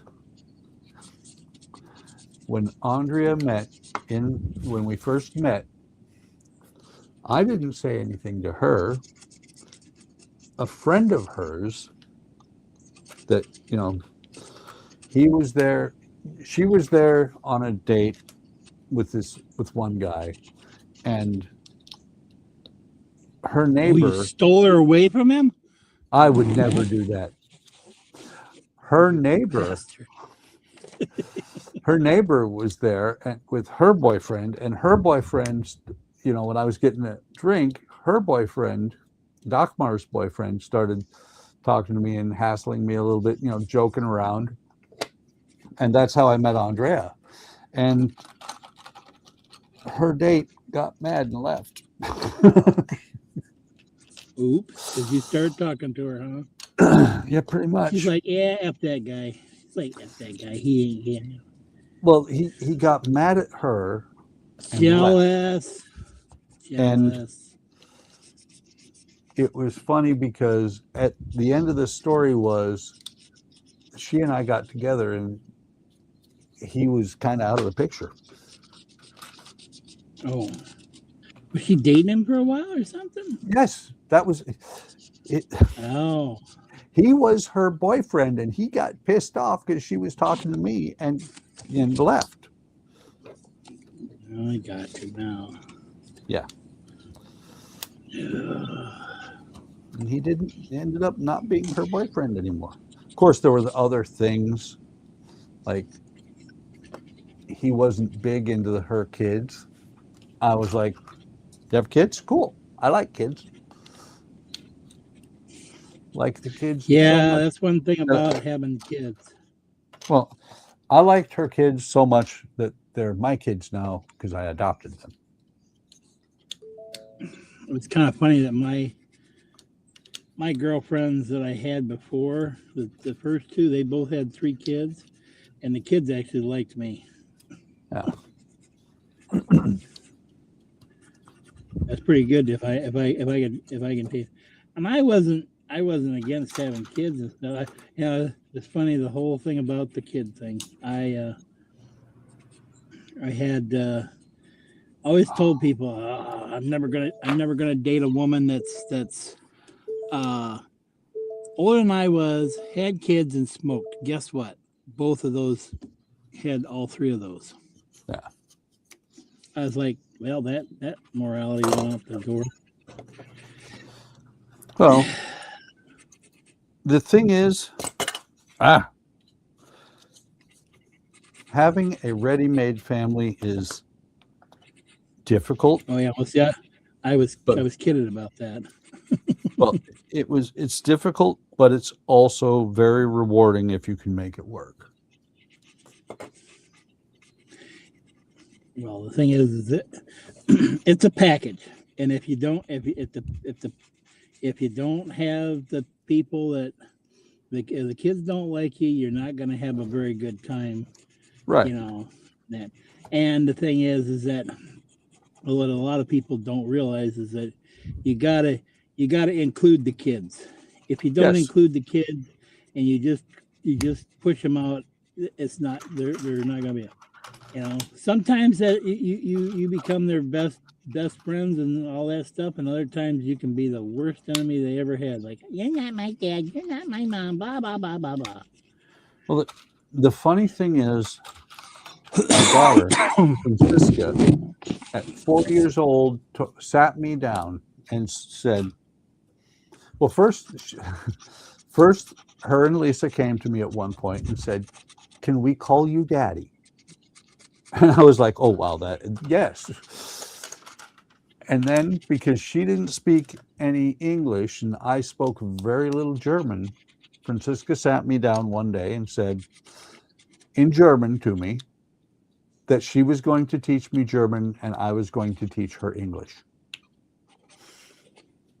And this was before you guys actually were actually married to her, right? Yeah, we weren't married. I was just the boyfriend. But the kids, the kids liked me a lot.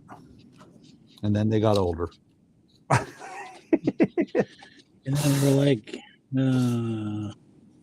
what'd we do, Mom? What were you thinking? My girlfriend that I got right now, we've talked a lot, and she wants to know why I'm trying to learn Russian. Like, so I can help communicate a little better with you. And if I do happen to go over there, at least I can maybe understand some of it or respond. Oh yeah. Well, I know and more. Not to mention that's kind of a flattery thing too, because I'm trying to learn something that's for her. Yep. Well, I know more German when I'm drunk than I do when I'm sober. Oh, geez. Well, I understand a lot more German than I can speak, but I can speak a lot more when I'm drunk. It's because you don't feel like you're going to make you're a fool of yourself when you're a little bit lubed up. You know, And what's even if you yeah. do, you don't care. You know what's funny is I Oops, I have finally learned. I think that if I talk in Russian, I can speak Russian much better. in Russia. Something about that dialect of the the way that the accent of the Russian person is, or Mhm. that Russian thing, it makes that like you know, the da and the you know, the Zelatoy and you know, Dasvidanya. Some of them I still have problems with, but but trying to speak it in front of you know, and sometimes in that it's like uh what was that? Oh, it's I'm trying to try to remember some of the words like I say cross, I think of cross, and that's how I remember krasnia, krasnia. That's red. So that's how I teach myself a little bit on it. I have an app that I listen to it on the way when I was like when I'm driving someplace or something. Uh-huh. I'll listen to it. Just let it, just let them, and just let the that section, you know, just keep doing it, and I'll just kind of try to imitate what they're saying and stuff, and that. And I'm getting to the point where now that I've gotten done. I'm doing restaurant type stuff, like where they're asking for things that's like, you know, "Что это?" which is like, what is this? You know, it's like it's just it's starting to come to me a little bit easier. Not что это. You just say, what the hell? Damn it. You like Yeni Bini Mayo and Pajalister, Gavici Medlene, which is basically I don't understand, and please speak more slowly. And then there's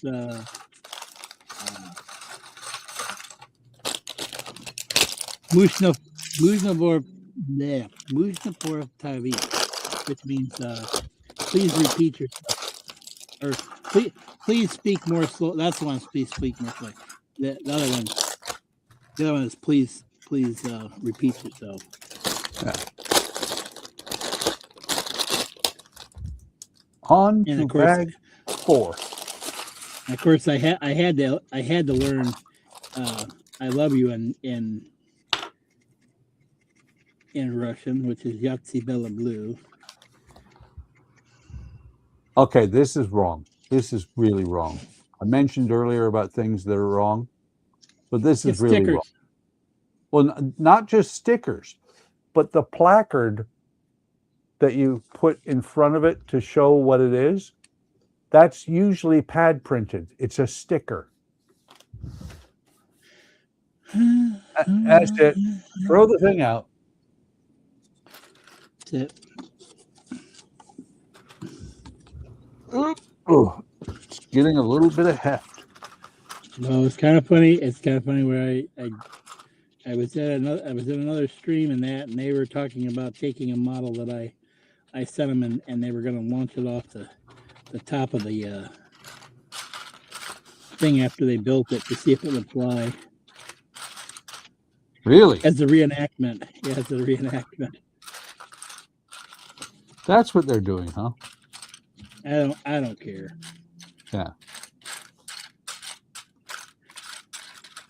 I send you a model. You can build it. You can destroy it. Do whatever the hell you want with it. It's your model now, not mine. Yep.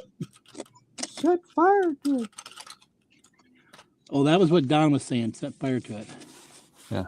Oh, That's Don's how over there too? That's how he said. That's how he said. That's how he said light it. Yeah. And you know why? What? I know why what, huh? Who? That he wants to set fire to it? know why he's over there. Oh. I won't mention it. I won't mention it. Yeah, I know why. Which is, to me, that's a very silly reason. I know.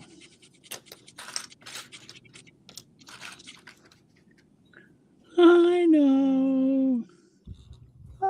I asked him where he was. Last night. He goes, "I fell asleep before the stream started." Yeah, he told me he fell asleep and woke up at 11:30. I should have told him we were still on. Yeah.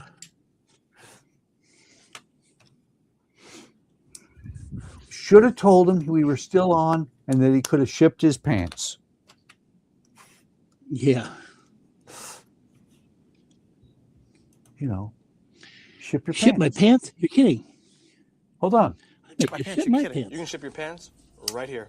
You hear that? I can ship my pants for free. Wow, I just may ship my pants. Yeah, ship your pants. Oh, there's stupid things we get. That guy did not listen to what a damn thing I said to him. Who, the guy shipping his pants? No. The guy I gave my order to. Oh. He flipping didn't give me a Jimmy pickle. He wanted to ask about chips, and I said I wanted a Jimmy pickle. Did he charge me for a Jimmy pickle? No. Did he give me one? No. Kick his ass, Seabass. I should have. Should went right around there. It says, "Where is my Jimmy pickle?" I told you I wanted a Jimmy pickle. I don't know. Get the job to me. Yep. Got all you want?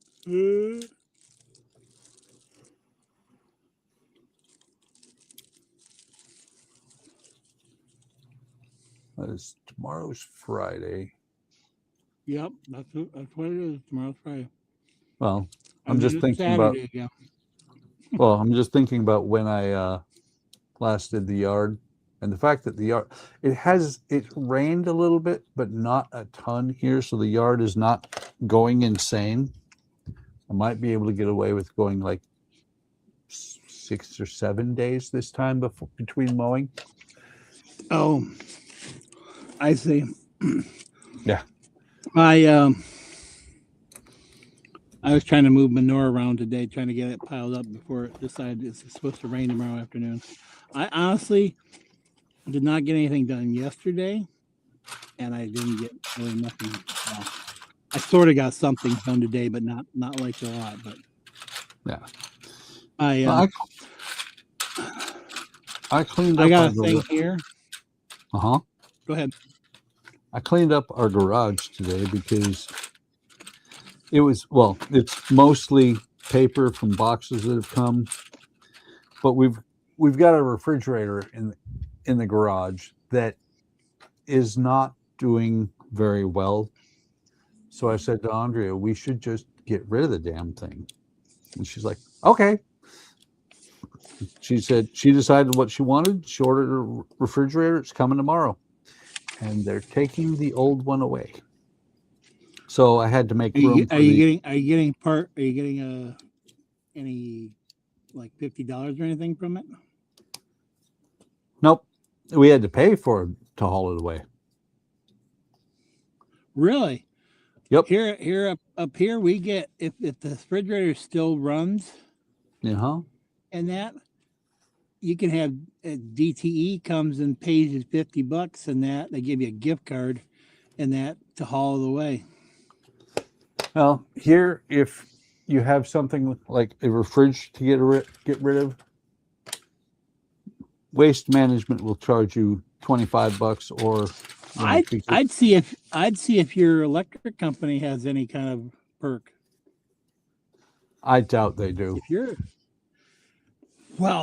If ours does, I mean, they'll come and get you if things are still working, like the refrigerators or freezers, or I want to say any kind of appliance like dishwasher, washing machine, and all that stuff. They will come and they will haul it away and give you a $50 gift card for that. Hmm. You just have to make an appointment. And that's through the electric company. I don't know. I might look I'd into rather it. get paid. I'd rather get paid for it than have to pay for it. I'd come down and take it away off your hands for free because I'd just take it to the scrapyard and scrap it. I have had we've had a couple of appliances. The last refrigerator that we got rid of, we had to pay for it to go away too.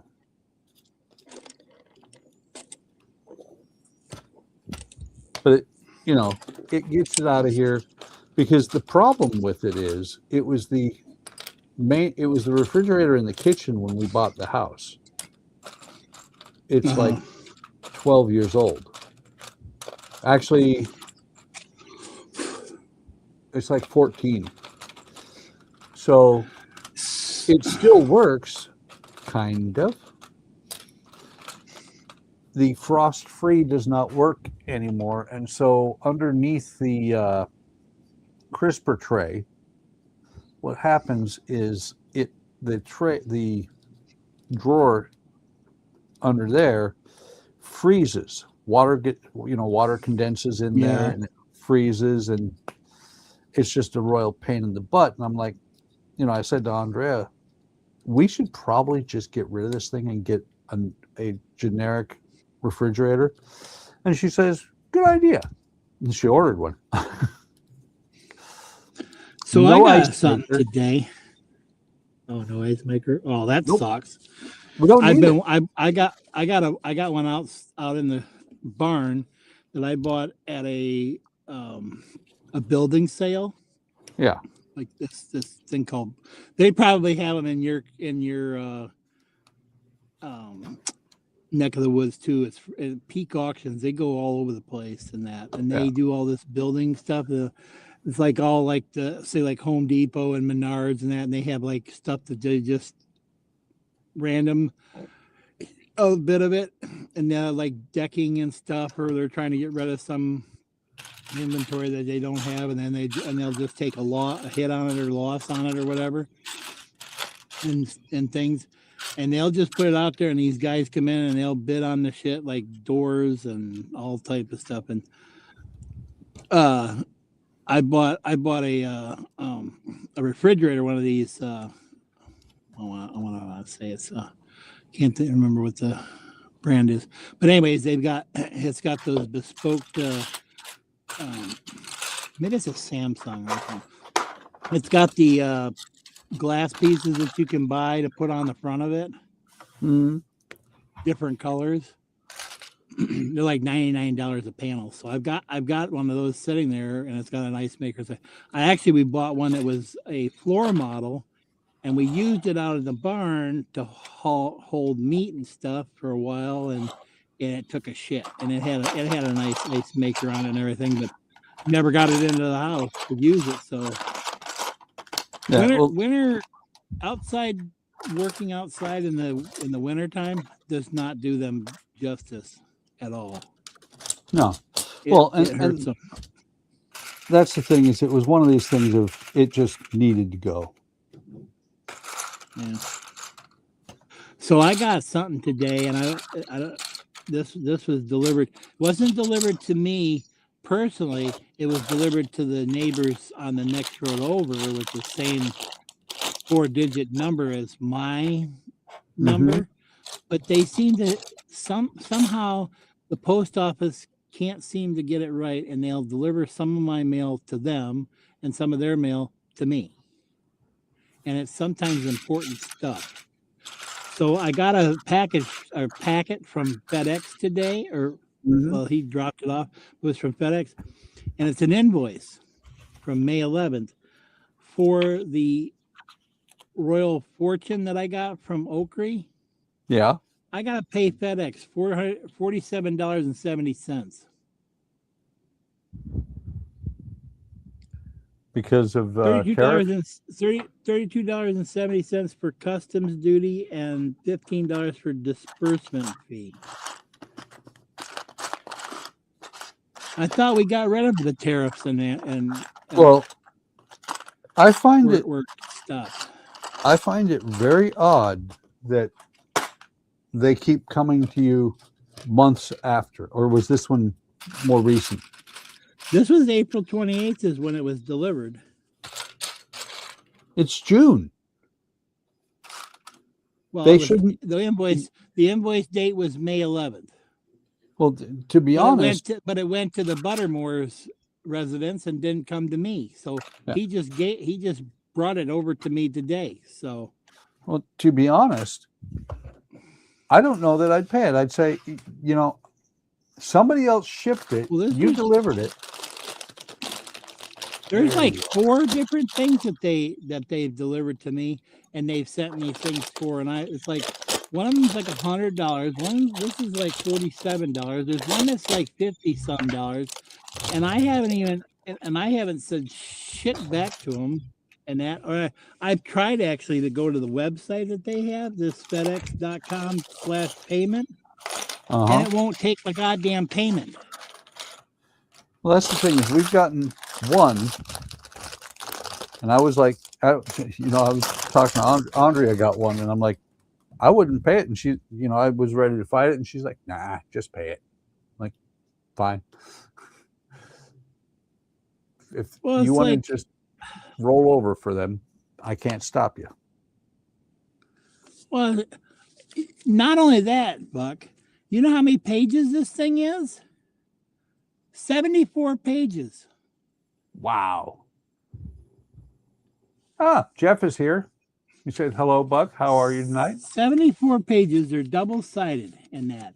And half of it's the same damn shit about material cost and all this stuff. And was it safety data sheet for water-based dye? Let's see, water-based dye.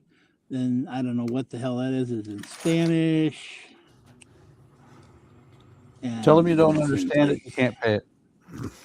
Multi-surface water-based paint, which there's none of that in there. Well, I would read through that, because if they're charging you for stuff that isn't there, I mean, this is just all the stuff that they got. Like they're saying that this is not part of that whole, the different things, because they want to make sure that everything, because of the wood and all that stuff. See, that's what they're worried about, Well, I had one thing from, I think it was Artesania Latina, that they kind of did that with, but it wasn't. It was just. It didn't cost me anything. They just had to have me verify what was in the package. And that's, the problem was that it said wood. And I said, oh. And I said, it's MDF. They said, oh, okay. Well, that was like when I got all of the models that I got from IXO all at once there. Mm-hmm. At one point, like the Porsche 911, the Bugatti Atlantic, the Volvo, and what else did I get? Volvo, let's see, the Tower that I had gotten, the Nissan motor, the motor that was sitting there, the Alpine, and the Impreza, and I can't remember. The SL 300. The 300 SL Gull Wing that's red, and I think there was one more. Anyhow, all of them came except for the Bugatti Atlantic, and there was something about supposedly the paint. Why that one got held up in customs, but I didn't have to pay anything. That was back before all this tariff stuff come up. But like, I paid $20 on a $100 thing that came out of Italy, I think it was. That was supposed to be one of these advent calendars that I got for next year, for this coming year. Yep. And then it was something. Oh, the other one was for green strawberry. The other thing was from where was that from? I can't remember. I know the ones, the models that I got from Japan. I ended up paying duty tax on those. Like one was $400, the other one was like $150, $200 for that one. Ouch. That is crazy. Oh, look who showed up. He must have heard us talking about him. Hey, Don. And I'm not sure if he heard me or not. Jeff is here. Evening, Jeff. Yep. Captain Charlemagne. Yep. I see he's going to do a new something with a Reliant, but he's going to make it the one where the thing is underneath the saucer section, or as Jody calls it, the sausage section. And The Don says his spidey sense, his ears were burning. His ears were catching on fire. They were tinkling. They were tinkling on him, huh? Yes. So, well, anyways, so yeah, I've got all these different ones. And I understand, but I would think, oh, well, I got a thing from Gus there at 3D Falcon Parts. Yeah, Falcon 3D Parts. And they, yeah, and they charged me $2. They're charging me $2.70 for something. I'm like, Jesus. I got all these bills that are supposedly. I haven't seen anything. I haven't seen them come back through in that, but I guess I'm gonna have to start paying all these damn things. This is nuts. Probably about $1,000 in freaking duty tax bullshit. Wow. I mean, by the time you look at all these things coming up, I think that's bullshit that I start paying all these things. I'm gonna just start buying it off on Amazon because then I won't be getting the damn duty tax, I guess. Yep. Well, and AliExpress, they also, anything you buy there, double check as you're buying it, because usually it will say this is the end price. Tariffs are all included and everything. Right. I haven't gotten charged. All that stuff it comes through GoFo. They haven't sent me anything for that. But it seems like FedEx and UPS. Matter of fact, I got my Robosen today for Soundwave, and I bet you anything they're going to charge me something for that. UPS will, because it came through Canada. Jeff says he's doing it as the concept version. Yes. And then Don said, well, it has been one of those days. Jeff said, might add a couple of mods, still undecided on that, though. Cool. Looking forward to seeing it. One of the other things is people were talking about the Grissom and that, and I guess apparently, I'm glad I got my green strawberry parts beforehand, because I guess they're having shipping problems now. That's actually not that unexpected, considering they're coming from a war zone. Yeah. That's the same thing with U-Gears. Oh, speaking of U-Gears, there is one that I want to get. It's a little bit pricey. It's a Hogwarts, or not Hogwarts. It's a Harry Potter thing. It's I think it's a marble run. Oh, cool. But and it's got like an elevator and stuff in it, and it's called Gringotts Bank, and it actually, like, the Gringotts Bank rises up off the top of the base or something. So you know what I'm talking about, then? You've seen it. Yeah, I've seen it. Yeah. It does look cool. Well, it's like $200. I'm still kicking around the idea of if I'm ever going to spend the $220 for that Millennium Falcon, or the $140 for the car. You're talking about the one that I sent Todd and Jordan. Yep. And then I'm building. You can get it on Amazon for $195. Cool. It's actually come down a little bit. Amazon, it's come down. It's not $226 now. Well, I might wait until it goes down even further. Or goes on sale. Yeah. But that one and the car that you started your channel with, I still Yeah, like that I that haven't car. finished yet either. I haven't finished Wait. either. What? Why not? No, they're still kicking around. I got 3 or 4 models still kicking around right there, because I was looking for something and then I found it and then I couldn't find another piece and I found it.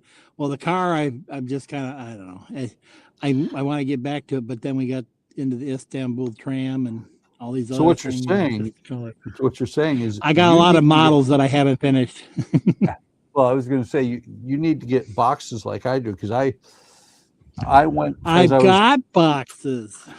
as I was cleaning the garage today. I specifically saved the old van home boxes just so that I was able to use them for the Legos, because they fit so nicely. I've got totes and totes of models and builds and stuff of wooden things and things. Like I got all them U-Gears one that I'm building, and I'm thinking about buying another one of those ATSTs and see if I can. Now that I know kind of what I'm dealing with, because the mechanism didn't work quite right in it. Yep. It sort of works right, but I think my problem is I need to sand the gears. It's hard to take it apart once you get it as far Yeah. as I have. Any of them are a pain in the ass to take apart. So I'm like, I'm thinking about buying another one and just try to and redo it, and I'll have a static one and actually one that'll work, and I'll try to make it so that spring loading will work, because the R2D2 is the same way. I think it has a spring loaded thing that makes it roll also. Cool. Is anybody working on anything besides Buck? I don't know. That's the thing, is that I went sideways. I started doing wood models last year, the U-Gears and things like that, and book nooks. I went sideways and started doing Legos instead. I know. Although there's some really cool book nooks, the Lego style book nooks. Yeah. Well, I don't know if they have a stream tomorrow night. I may pull out one of my Lego sets and start building one of those or working on stuff. I found what was it I found the other night? Oh, I was looking for my OmniFixo last night, remember? And after the stream, I kind of went and looked. I was, oh, there it is. It's right here. It was way the hell over. I couldn't see it. So I found that at least. Now I just got to find my shrink wrap. Then I can make my. Don said, kind of quiet in chat. Did everybody fall asleep? Maybe. That's because of my voice. No, I don't think it was you, because they fell asleep earlier with me. Oh. It's always kind of quiet here. Reminds me of the ones where I was watching the top 5 things of taking out scammers, and this one lady, she takes the phone and she takes a pot top, and she starts banging it over the top of the phone with a wooden spoon. That's so great! Bang, bang, bang, bang. And then this other guy, he did one with a strainer, and another guy did one. What the hell? Oh, the girl did it, and she was like, "Oh, wait a minute, let me get." And all of a sudden, it sounds like a car wreck, And the last one, the guy used a freaking air horn at the phone. Cool. I mean, it sounds like this.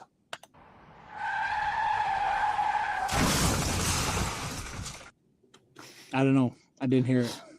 Oh, it was a car wreck. Yeah. Yep. That's probably the one. I don't even answer the phone most of the time. Oh, I've been getting today. I gotten twice today. I got a thing for it was supposed to be debt consolidation thing. I'm like, why do you keep sending me things for debt consolidation? I'm not really in debt. you know, and it's just like, they did finally stop sending me things for my car to lower my monthly bill when I only got Yeah. $955 to pay on it. Actually, thinking about it, I might actually pay it off tonight. Well, I set up the appointment to get rid of the Jeep. Uh-huh. Yeah. Let's see. Jeff said not quite about falling asleep, not quite contemplating a few things. And Don says, that's better, guys. Because Stephen Haynes said hi to Jeff, and Jeff said hi back. Right. People are sleeping, Don. Don't wake them up. Yeah. Jeez. Actually, it's kind of interesting. The last 2 weeks here now, since the weather's kind of broke here in Michigan, not as many people are roller skating. No, people are going outside now. We're rolling into the months of we're rolling into the months of people not being on streams and the whole 9 yards. Yeah.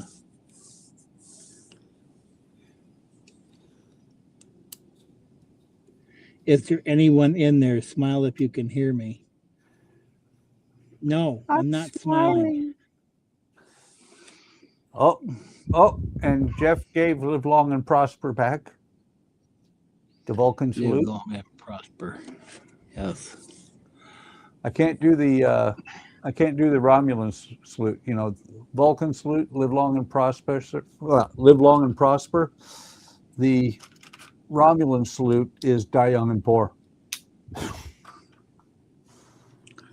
But instead you have your fingers like that.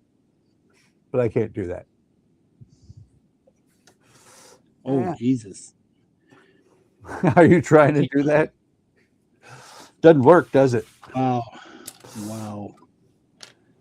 That might they probably had to have a special thing where they had like something and they make them. I almost have to pitch my two fingers together to make my other ones go out like that. And Don said, wrong channel, looks like a train to me. It is a train. That's why it's trains on Thursday. I built a boat last night, or I finished building a boat. I did get that model finished. I was working on my house, my little house, my Japanese house. Got a lot done on that last night. Yeah, you did. Enough that I'm going to convince Andrea that either she has to buy me another one or I have to buy me another one, because that was when I got to the end. As I'm getting to the end of it, it's a lot of fun, and I realized that it's tedious at the beginning. It's building all them little things, and it is a little bit tedious. But when you get to where you're starting to put it together, you're like, that looks really cool. It was worth all that effort. Like the book nooks are mostly wood. Yeah. But like when you get to like you do like one of those roll life things, like where it's like the dollhouse type of style things, where like the little greenhouse or stuff like that, you've got all this paper stuff, and you got to cut it out, and you got to take and fold it up, and you got to make certain things, and you put the beads together and all these different things to make it look like something. And you're just like, wow, I never would thought that would, that kind of thing.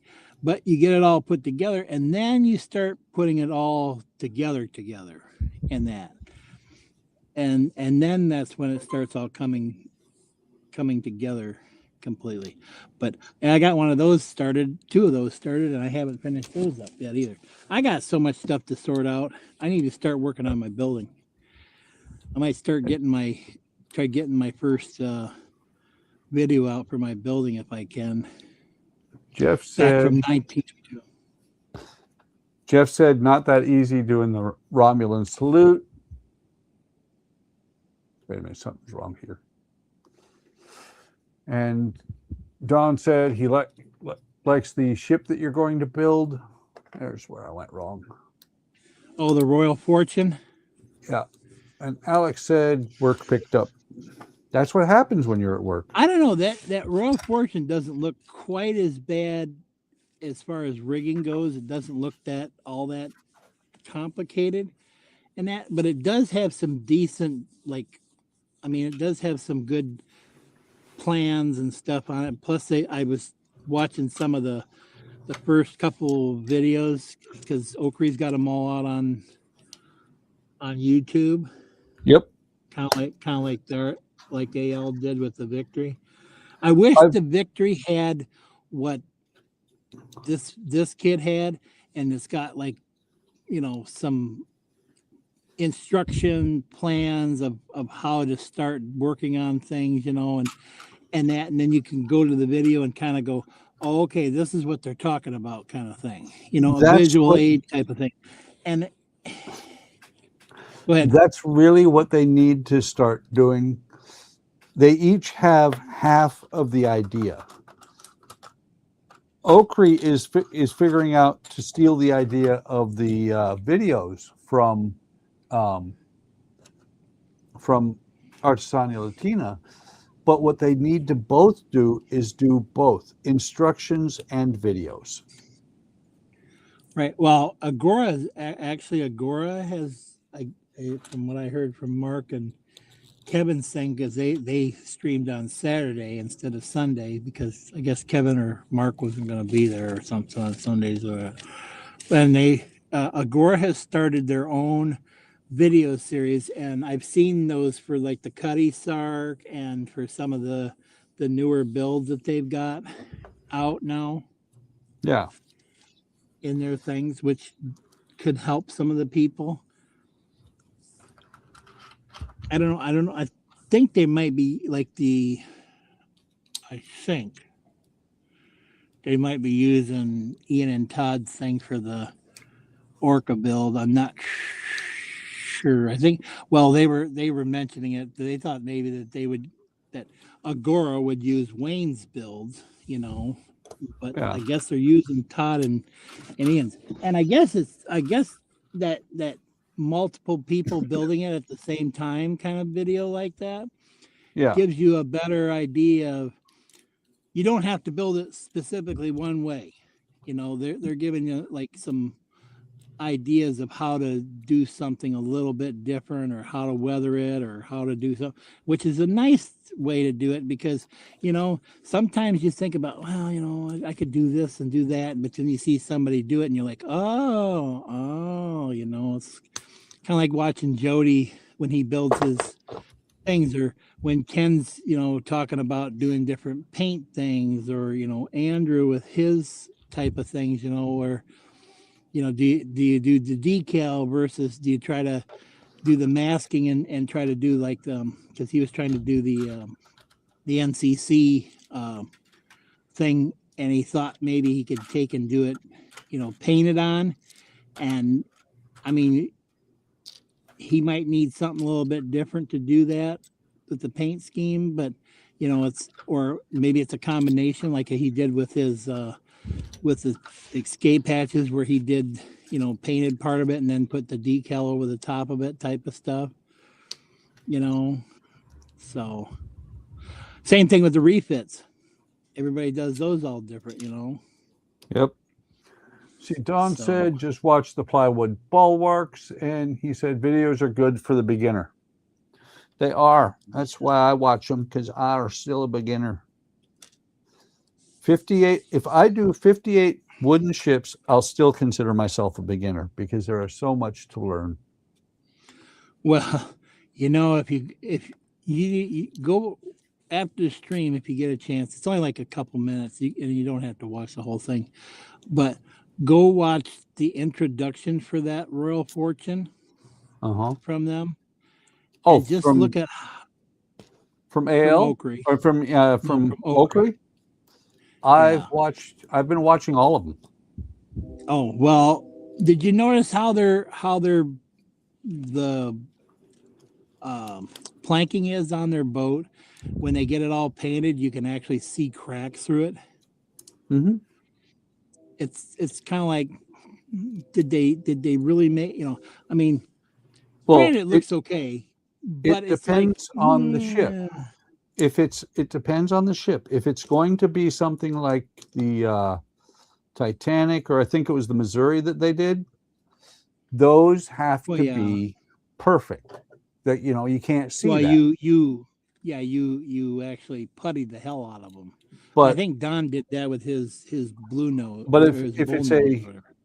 if it's a regular ship, if it's a tall ship, even if it's the hull's painted, you want the planks to show. Right, but it almost feels like it's a little bit, it could have been a little better. Yeah, to me. it's like when I did the Lisbon tram, Right. I've puttied the hell out of it, and it looks good, but I did a lot of plank work, and I really prefer to see the planks. Let's see. Don says I Right. just try to make the next build a little bit better, add to the skills, and then he said on the real ship, tapered planks were not used. True. Yeah, in that if you look, I was going to show that last night and I forgot to, but in the plans for that Royal Fortune, they show you just using like straight, full planks, planking across, and then just kind of laying it wherever it lays, kind of thing. And then they want you to like take like slivers and fill it in these little spots, Yep. that's missing, kind of thing. It's just like, wow. It just seems, I mean, granted it's okay. I mean, maybe I'll do it that way. Maybe I won't. I don't know. It just depends on how I'm doing it. I'm actually gonna try to do a little weathering on the deck in that. Shh, don't tell Don. He might get jealous. In that. But like, it is, and like Don says, it's all about the skill, Do you really have the skill to do it? But I thought it was all about the bass. No treble. No. Yeah, no, yeah. Okay, let's see. No, I'm not Megan Tanner. Bags 5 and 6. 5 and 6. What are all the black pieces? Are those wheels? These are the wheels. 5-1, 5-2. Give you all the wheels and say, okay, don't put them on. Yeah. Well, I had to get a piece out of there. 6-1, 6-3, and 6-2. Do you take? I'm assuming you don't use baggies to take and bag them back up. No. See, what Don says, the Oak Creek kit has 2 layers. You could always do tapered on the first layer and then make the second layer more accurate. I don't know if that one does, Don. I think that only has a single planking on that boat, actually. I do like double plank on bulkhead. Yeah, because it kind of helps hide a bunch of that type of stuff, and it kind of smooths it out a little bit better too.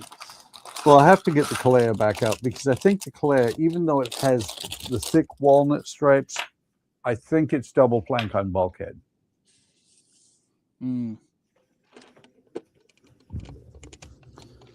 Oh, you weren't here. Don says it had.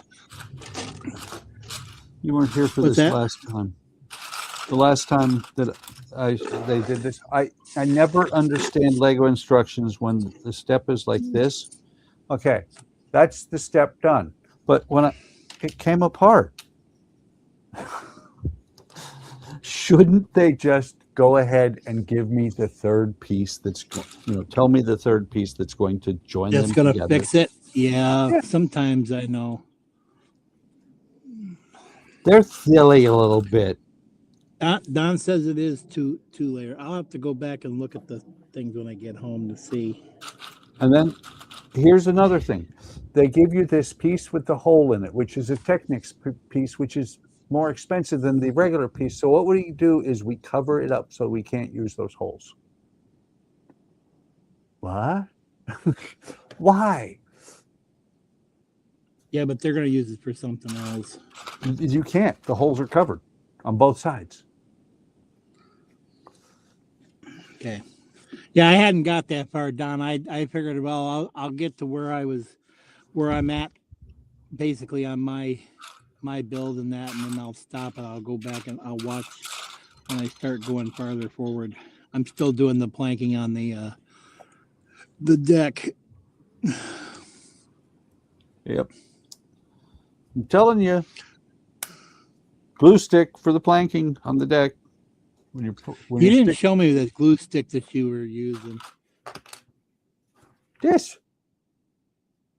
Just a regular Elmer's glue stick. Yeah. I like I mentioned last night that I like the purple because the purple lets me see where I've got the glue at, where it's on there. And when it dries clear. Yeah. I see. Well, the way that they want you to do is use contact cement on. So they show you taking all these planks, and then they show you, putting the contact cement. They call it cobbler's glue there. Yep. But you take the contact cement and you lather it all on that the pieces. And then they show you taking, and you know how you were telling Alec about, with the planking on the sides, but also on the decks themselves too, because it'll do that also. The wood will warp it, but yep. They show taking the contact cement and doing just one side of that piece of plywood, and then taking and laying those planks onto one side to the end, and then cutting all the notches and everything off on that, and then doing the other half, and then doing opposite with that one. I used to follow their instructions to do it that way, and then the one time I saw this guy doing a big victory, and it twisted the whole ship. Yeah. And I was like, so nope. So actually that also holds true when you're actually cutting a log on a sawmill, Yep. on a bandsaw, because of the wetness in there. The wood will actually do that, and I have watched where the wood actually will warp after you're cut, and if you don't flip it in that and keep working the way down and that, the wood will actually, that whole cant will take and just completely warp. Walnut is the worst in that, and I've seen, and the thing about black walnut is, people don't realize this, but black walnut kind of twists as it grows. The tree kind of turns as it grows, and so it's got this natural twisting into the grain. Well, I cut the first time I ever cut walnut logs in that on my sawmill. I was cutting it, and of course, when you cut walnut, black walnut doesn't look the color it normally is. It's green when it's cut wet, and it patinas to that brown. And it was on a day like today, which would have been like 80 some degrees. And I was cutting this stuff, and all of a sudden it looked like there was oil. Like I had dripped oil on it. I was like, oh my God, what am I doing wrong? This guy's not going to pay me for this wood. I was like, oh geez. And I'm trying to figure out where this was coming from. So I finally just let it set in the sun, and I watched it, and I realized the wood, the oil in the wood was changing the color to that brown from the green. But one of them, it was I got down to the point where there was a kind of a crack at the end of the log, and no sooner did that blade hit the end of that board that was coming off in there, that board just split all the way back damn near halfway and just went like that, just pulled itself apart. I was like, holy crap. And that's when I realized there was a lot of stress in walnut. Oh yeah. And that, but you gotta kind of read the log and that and know when you're gonna you cut it off, you turn it, you cut it off, you turn it, you flip it, cut off, and that, and you don't want to cut off too much because even if it's a 20-inch log or a 16-inch square log, it'll frickin' bend even a half inch in one direction or another if you take off enough wood on one side. Yeah. That whole piece. I mean, it's not like these little pieces. I mean, you think when you put a little bit of water on those little ones that are like 1/16 of a millimeter or whatever it is, and they start to bow. That thing bows. So, and it starts to twist and that. That's how I know a lot about wood, because I've dealt with cutting hundreds of logs already, and boards and stuff, and I just like, yep, I expect it when it comes to those boats because of all that little thing. And it doesn't, like I said, doesn't take a lot of moisture to make wood flex, because it's always dynamic. Wood's always dynamic. You got to realize wood's always dynamic. Well, metal is too, but not as much as wood. It's like glass. It don't matter how much, how dry it is in your house or how dry it is. Between the summer and the winter, it does flexing in that. Yeah. That's why some of the doors jam and stuff like that. So, especially when they're solid doors. Yeah. Like mine. Well, we've got a couple of solid wood doors that have glass panes in them. Our French doors into my old shop.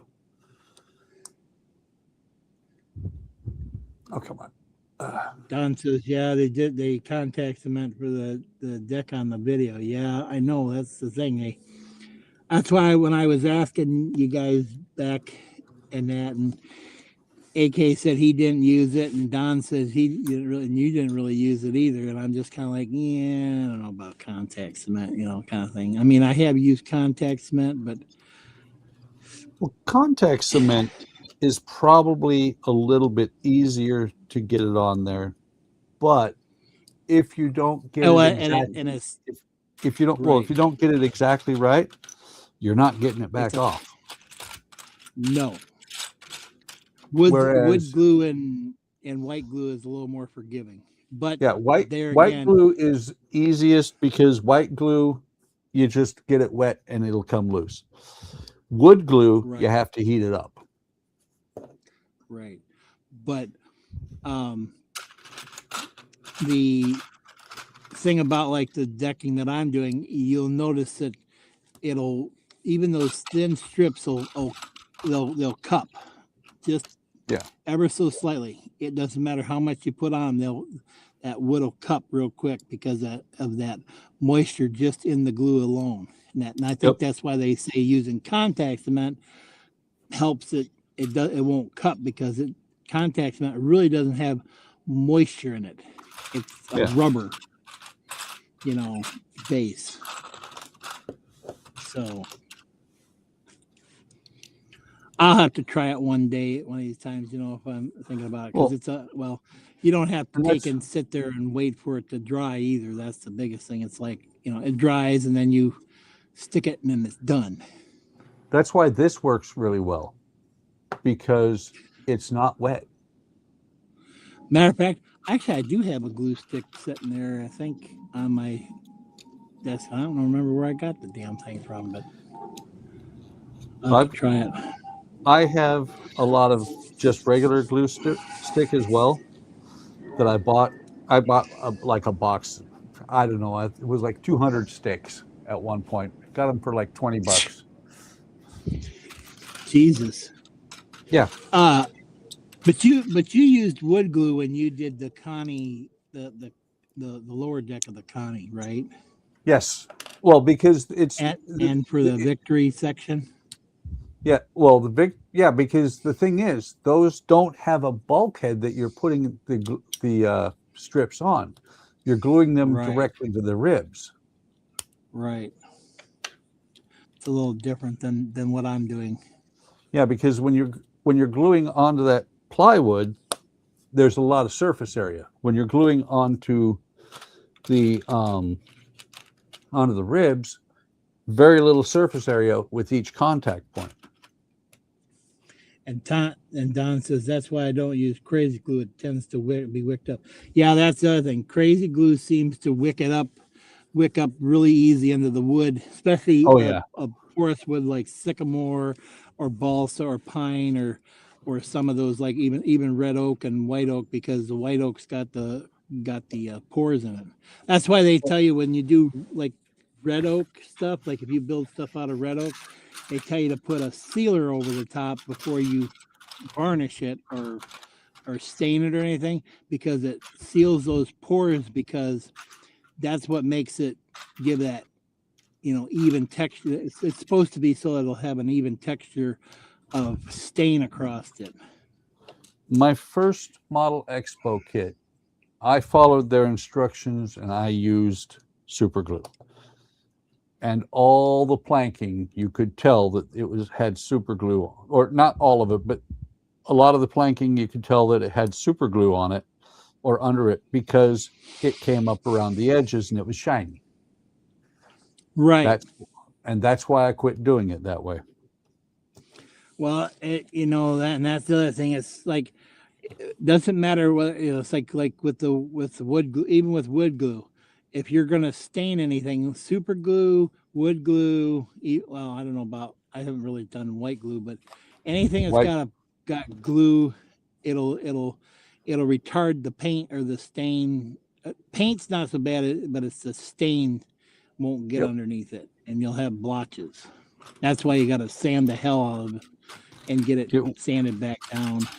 White glue is the worst. White glue you can see, I mean, on a, like, I don't know, like an oak piece, when you put when you glue them together with white glue, if you put stain on it, you can see exactly where the glue got on the top of the wood, because you got stain like this, and then you got this section that it's not taking anything. Right. This doesn't work. Nope. And yeah, I'm just kind of apprehensive about, well, we both got the stuff from Sonia Latina, their super glue stuff. I'm just kind of curious about how you said you've used it, right? On the victory section, and you said it's pretty decent. It's pretty decent. A medium viscosity or is it a thick viscosity? It is I know the thick. It's a thick. It's a thick viscosity. Yep. But I don't think that I've seen, and I don't think it's been interfering with the stain, but I use mostly the wood glue and then some of the white glue as I go. I mean, not the white glue, but the super glue. Crazy ex-girlfriend. I'm still on the debating side about that. I think I want to do some more, like, models or wood boats before I really decide to tackle that victory, and that and feel comfortable if I decide to use crazy glue on it. Oh, trust me, on the victory will get wood glue all the way. Yeah. Not like they used when they were doing it there with the. No. Although Boy. I have noticed, because I've started doing that a little bit, and they have a pretty good idea with their technique, where they put the glue down and then any of it that seeps out, he sits there and he brushes over it with a brush. I've started doing that, and it works really well. What do you mean? Well, like, let's say I was gluing this knife down. A little bit of glue seeps out on the side here. I just come along with the brush, and you're taking it off, and it really works well. I don't know if it's going to block stain or not, but I've noticed that you don't end up with the blobs of glue on the surface. And you're using just like a little bristle brush or like a toothbrush or something? Just a cheapo paintbrush. I got some those little denture brushes. We'll have to try using those. The brushes that I'm using, these brushes here, I got 100 of them for $6. Oh, the cheap artist ones like you get in the Dollar Tree. Yeah, I just actually picked up some of those tonight to do wood glue with, and that to take and help spread them in them. So sometimes, it depends on where how open it is, whether I'm gonna say, oh, because they're showing in the video that they're using that white glue and then they're wiping it all down in the seams, and it's like, you're never gonna see them if you're gonna plank it. You're never gonna see that shit. Why are you even worried about it? Whether there's a little bit of seepage sitting out there, hell, it actually is gonna hold it. I actually do that too. I get the seepage out of there. Even if I can see it. Well, even if you're not going to see it, the thing is, if you're going to put a piece next to it, that little bit of glue might keep it from sitting the way it should. Right. That's like with my planking that I had to take and maneuver. I had to kind of cut a couple little, just the minutest of little, seepage that came out of there. Yep. But I didn't have a towel or anything to take and wipe it off when I was doing it. That's why I have these swabs. Yep, that's what I use. Yeah, well, even those cotton buds, though, you could leave cotton pieces there, and then you got that little shit to deal with. Those swabs are actually pretty solid. They don't leave much of anything behind. They don't pick up much of anything either. I think I got a couple. I got some of those different sizes. So, okay. Have we got the train together yet? Not yet. It's getting there. No. I'm building rapidly. Rapidly building, huh? Exactly. Exactly.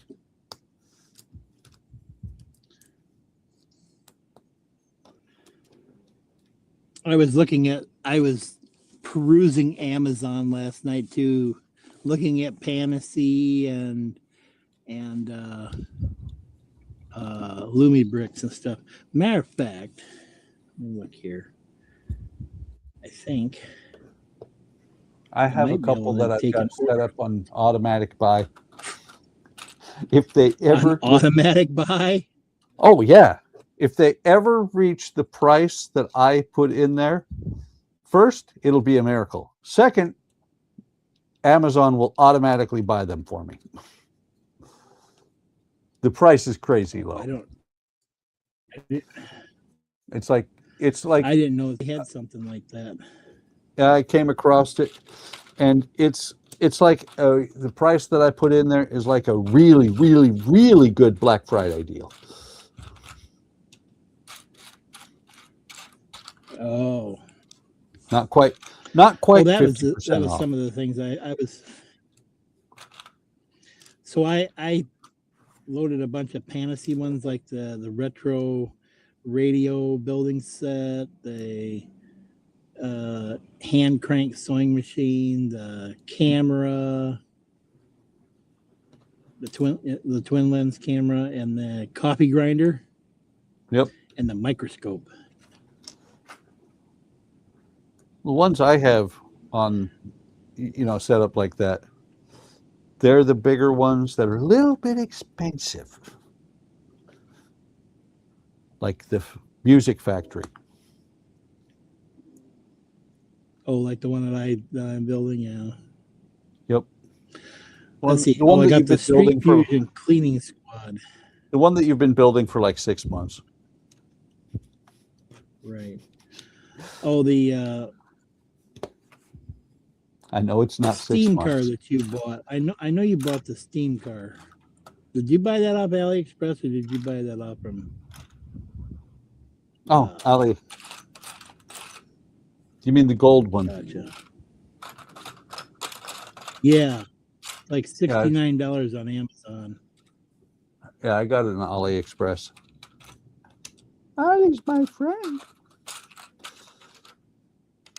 My uncle. Yeah, I want that Alpine Observatory that Lumi Bricks makes.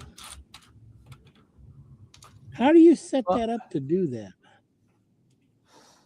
Just Google, or not Google, look on Amazon for, do a search for auto buy or something like that. It just popped up one time. I'm like, I tried that. Or it should be, when you're looking at something down by the buy area on the left, it should say set it up for an auto buy. Okay, I'm gonna go look at one of these real quick and see. It might be set on my. Might be I have to get on the computer and not on the phone. Probably. I love this now that it says customers usually keep this item. Customers usually send this item back. Oh, I see right here. Add to auto buy. Oh. Yep. Oh. By the way, how was on that Hanzo or Hozo thing? How was the saw blade working? The one that's kind of looks like a rounded style, like a half round. That one was it was okay. The one that's a little bit more like a saber style looking seemed to do a little bit better. The only thing that you got to watch for is tear out, because it's such a thin thing that I'm cutting with. But you gotta let the saw do the work. You can't just kind of like put your hand down it and expect it to just gonna saw. Because you see me put it on my finger the other night, and it's kind of like it's kind of like one of those what do I say? They got ones like door trim style saws. It kind of works the same way as one of those door trim style saws where it's bent and you sit there and you can cut it at an angle but it's down low, but it's that vibration back and forth and you just got to let it do the work and just work into it. Seemed to work okay. What about the sanders? The sanders worked all right. Okay. Takes a little bit of learning curve to get to the square, like if we're going to use like I was using like the right angles when I was doing the openings for the couple squares that I had. Of course I was using 180 grit, so I was being slightly aggressive with it. So there's a little nick and something. I might want to go down to like maybe a 300 or even 220, if that, or not sure exactly what the ones I got.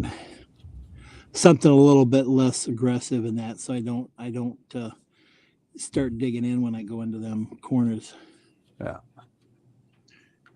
The little flat one that was about, was just the right size to get in there in them little squares and kind of hog it out and just kind of work my way up and down them a little bit, because the sandpaper is slightly larger than the thing, depending on how you get it stuck on the face of that, and you can kind of go up and down and kind of smooth it out.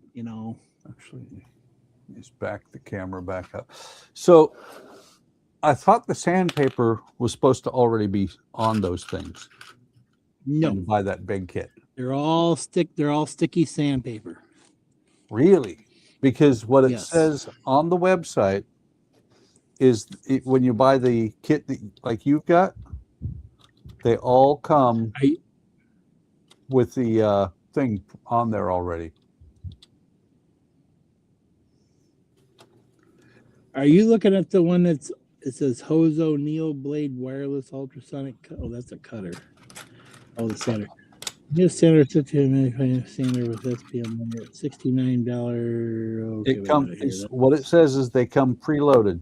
Each one comes preloaded for the first one. Because what they're trying to do is get you to buy it and just go, ooh, it really works. It's possibly that they do show it with it preloaded already with sanding paper on them. If you read down the verbiage, it says that they're preloaded.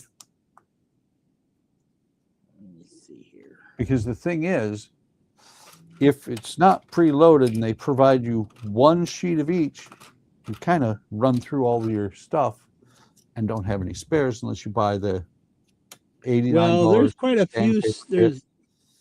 There's quite a few pieces on each one of those slips of paper. Yeah, because they have each like there's probably a dozen of the one for that little like triangular stepper one, and then of course the big squares, they use that from basically the big flat one all the way through to the half rounds. Let's see, there's like 1, 2, 3, 4, 5. Five of those use the bigger piece of the papers. And I could show you how much is used off of one slip in that. But I don't think you're going to use the grits that unless you're doing a hellaciously a lot, which I haven't done a lot with it yet. I'm only used the 180s. I don't think you're going to go through it that quick unless you're aggressively, like really, really working on something. I'm trying to dig a hole through the door. Trying to remember if $190 or $169 is all that or not. If I think I might have paid. I have to look. Let me see. Did I pay that much for that as a Kickstarter backer? Probably you spent less as a Kickstarter. I should have.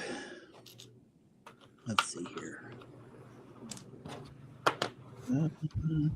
They got $2.7 million as backers, and they only needed a pledge of 3,828.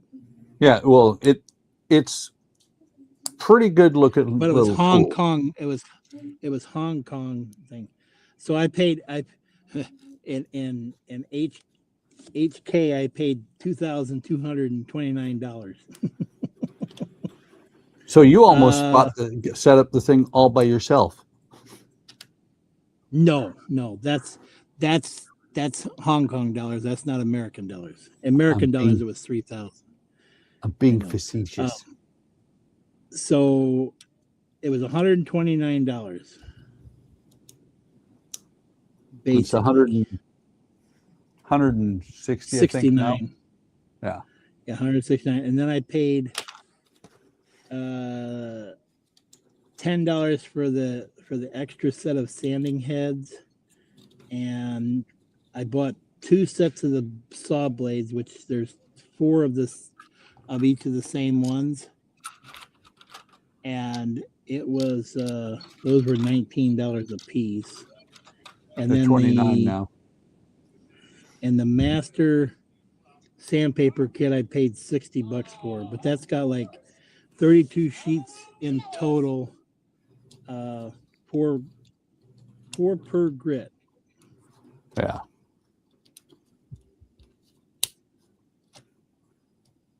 Yeah, and then when I bought the Neo Block Ultra combo, that's the one with the sanding pads. That was $69. So that with all of that, it was probably about $400. I think I paid. Yeah, I was looking at that today too. It's kind of a nice little thing. I mean, it's easy to change the paper. I mean, you know, if you want to do a different profile, you can just take that off and just reuse it. And I think those are the same. I want to say those belts will work on a mini sander if they. I'm kind of wondering if they didn't use like something that like micro marks style sanding thing, because they've got like a little one that's about that size.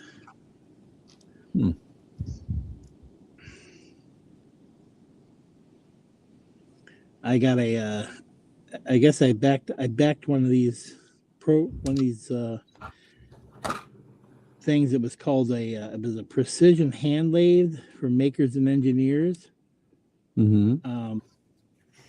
They were out of Mobile, Alabama, and they got the pledge, and I gotta see. Did anybody? I replied to one of these guys. Oh,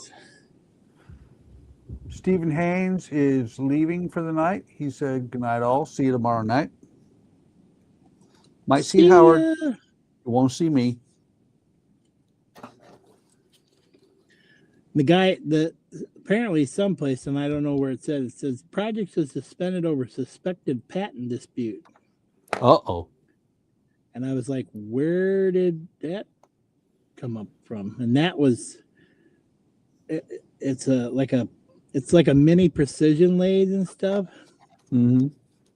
Which would be great for like what Don was doing, or in that when he was making those little spindles on for his Connie project. And I've been like, yeah, I put out $529 to that project. That's expensive. Yeah. The other, there was one on here that I, Kickstarter. It's a risk thing, and I guess Steve used to do a lot of that. They talked about it because he had supported some. I remember the guys were talking about it before he passed. He was going to make a life-size R2D2 with that 3D printer that he had. Yep. Okay, but put that over there. I backed a couple. Man. Cowcatcher is now. I was talking about the cowcatcher right at the beginning. I was right. Cowcatcher goes on here. But that's it for tonight. Let me switch Let me switch cameras and go. Oh yeah, Death Star. Death Star. But there's the star of the show tonight. Right. That's not bad from start to there. Let me see. I know that bag 6, we got bag 6. That's Hermione. I'm just looking up 7. Yeah, it's like it's 2 more bags before this would be done. But I'm going to leave it where it's at here. This will go in here with all the pieces of minifigure. But it's getting there. Wow. Some of the minifigures. And speaking of minifigures, I'm trying to remember if they can, if you can make that so that actually will run on the train tracks, the actual Lego train tracks. If they show a way that they can make those. Maybe. If it does, it's going to be with the coal cart, because that's where the Disney one runs. Well, we've got the engineer right here, our conductor. Oh, the Disney one has one actually? Yeah, the Disney one has a little motor inside of it, inside the coal cart. But we got the conductor. Sit, stay. Oop. Let's hold him up to the camera. far as I know, this is the conductor.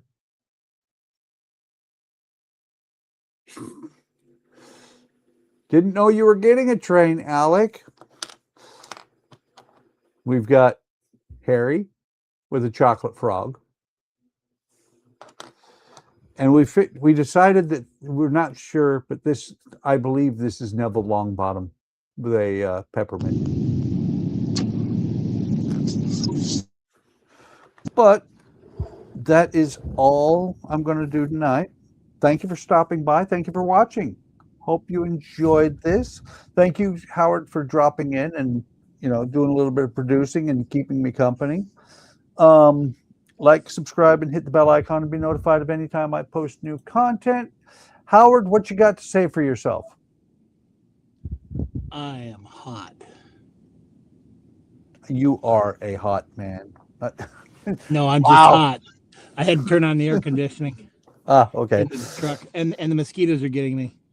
Ah, I'm being eaten alive because I had the windows down. well, that was it was funny. So take care of yourselves. Take care of each other. Have a great evening. Have a great day tomorrow. Have a great day if it's the day where you're watching, and if you're watching on the watching a replay, hit the subscribe button. Leave me a comment. Let me know what you think of the build so far, or anything that is on my channel. And I will see you in the next video or stream. Bye. Oh, wrong camera. Bye.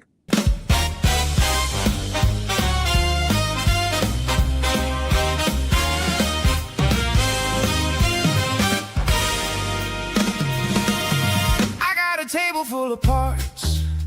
One little box, then it starts. Click, click, watch it rise. Tiny pieces, big surprise. Fantasy bricks on the floor. Loomy bricks at the door. Mold king in the pile. I've been building for a while. Stack it up, don't stop now. Make it bigger somehow. One more turn, one more fit. Tell me you can see it. Build with bricks, build with bricks. Bricks with buck, that's the trick.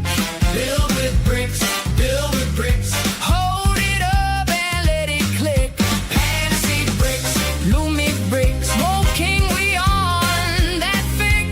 Build with bricks, build with bricks. Your tube intro, hit that switch. Hands get dusty, mind gets clear. Little world around me here. Every beam in its place. Every line got pace. You say what's next, I say more. Open up another door. Start low, then climb. Make a kingdom out of time. Stack it up, don't stop now. Make it bigger somehow. One more turn, one more fit. Tell me you can see it. Build with bricks, build with bricks. Bricks with buck, that's the trick. Build with bricks, build with bricks. Hold it up and let it click. Fantasy bricks, loomy bricks. More king we on that fix. Build with bricks, build with bricks. Your tube intro, hit that switch. From a blank space to a skyline. From a pile to a sign. You and me, piece by piece, we make it come.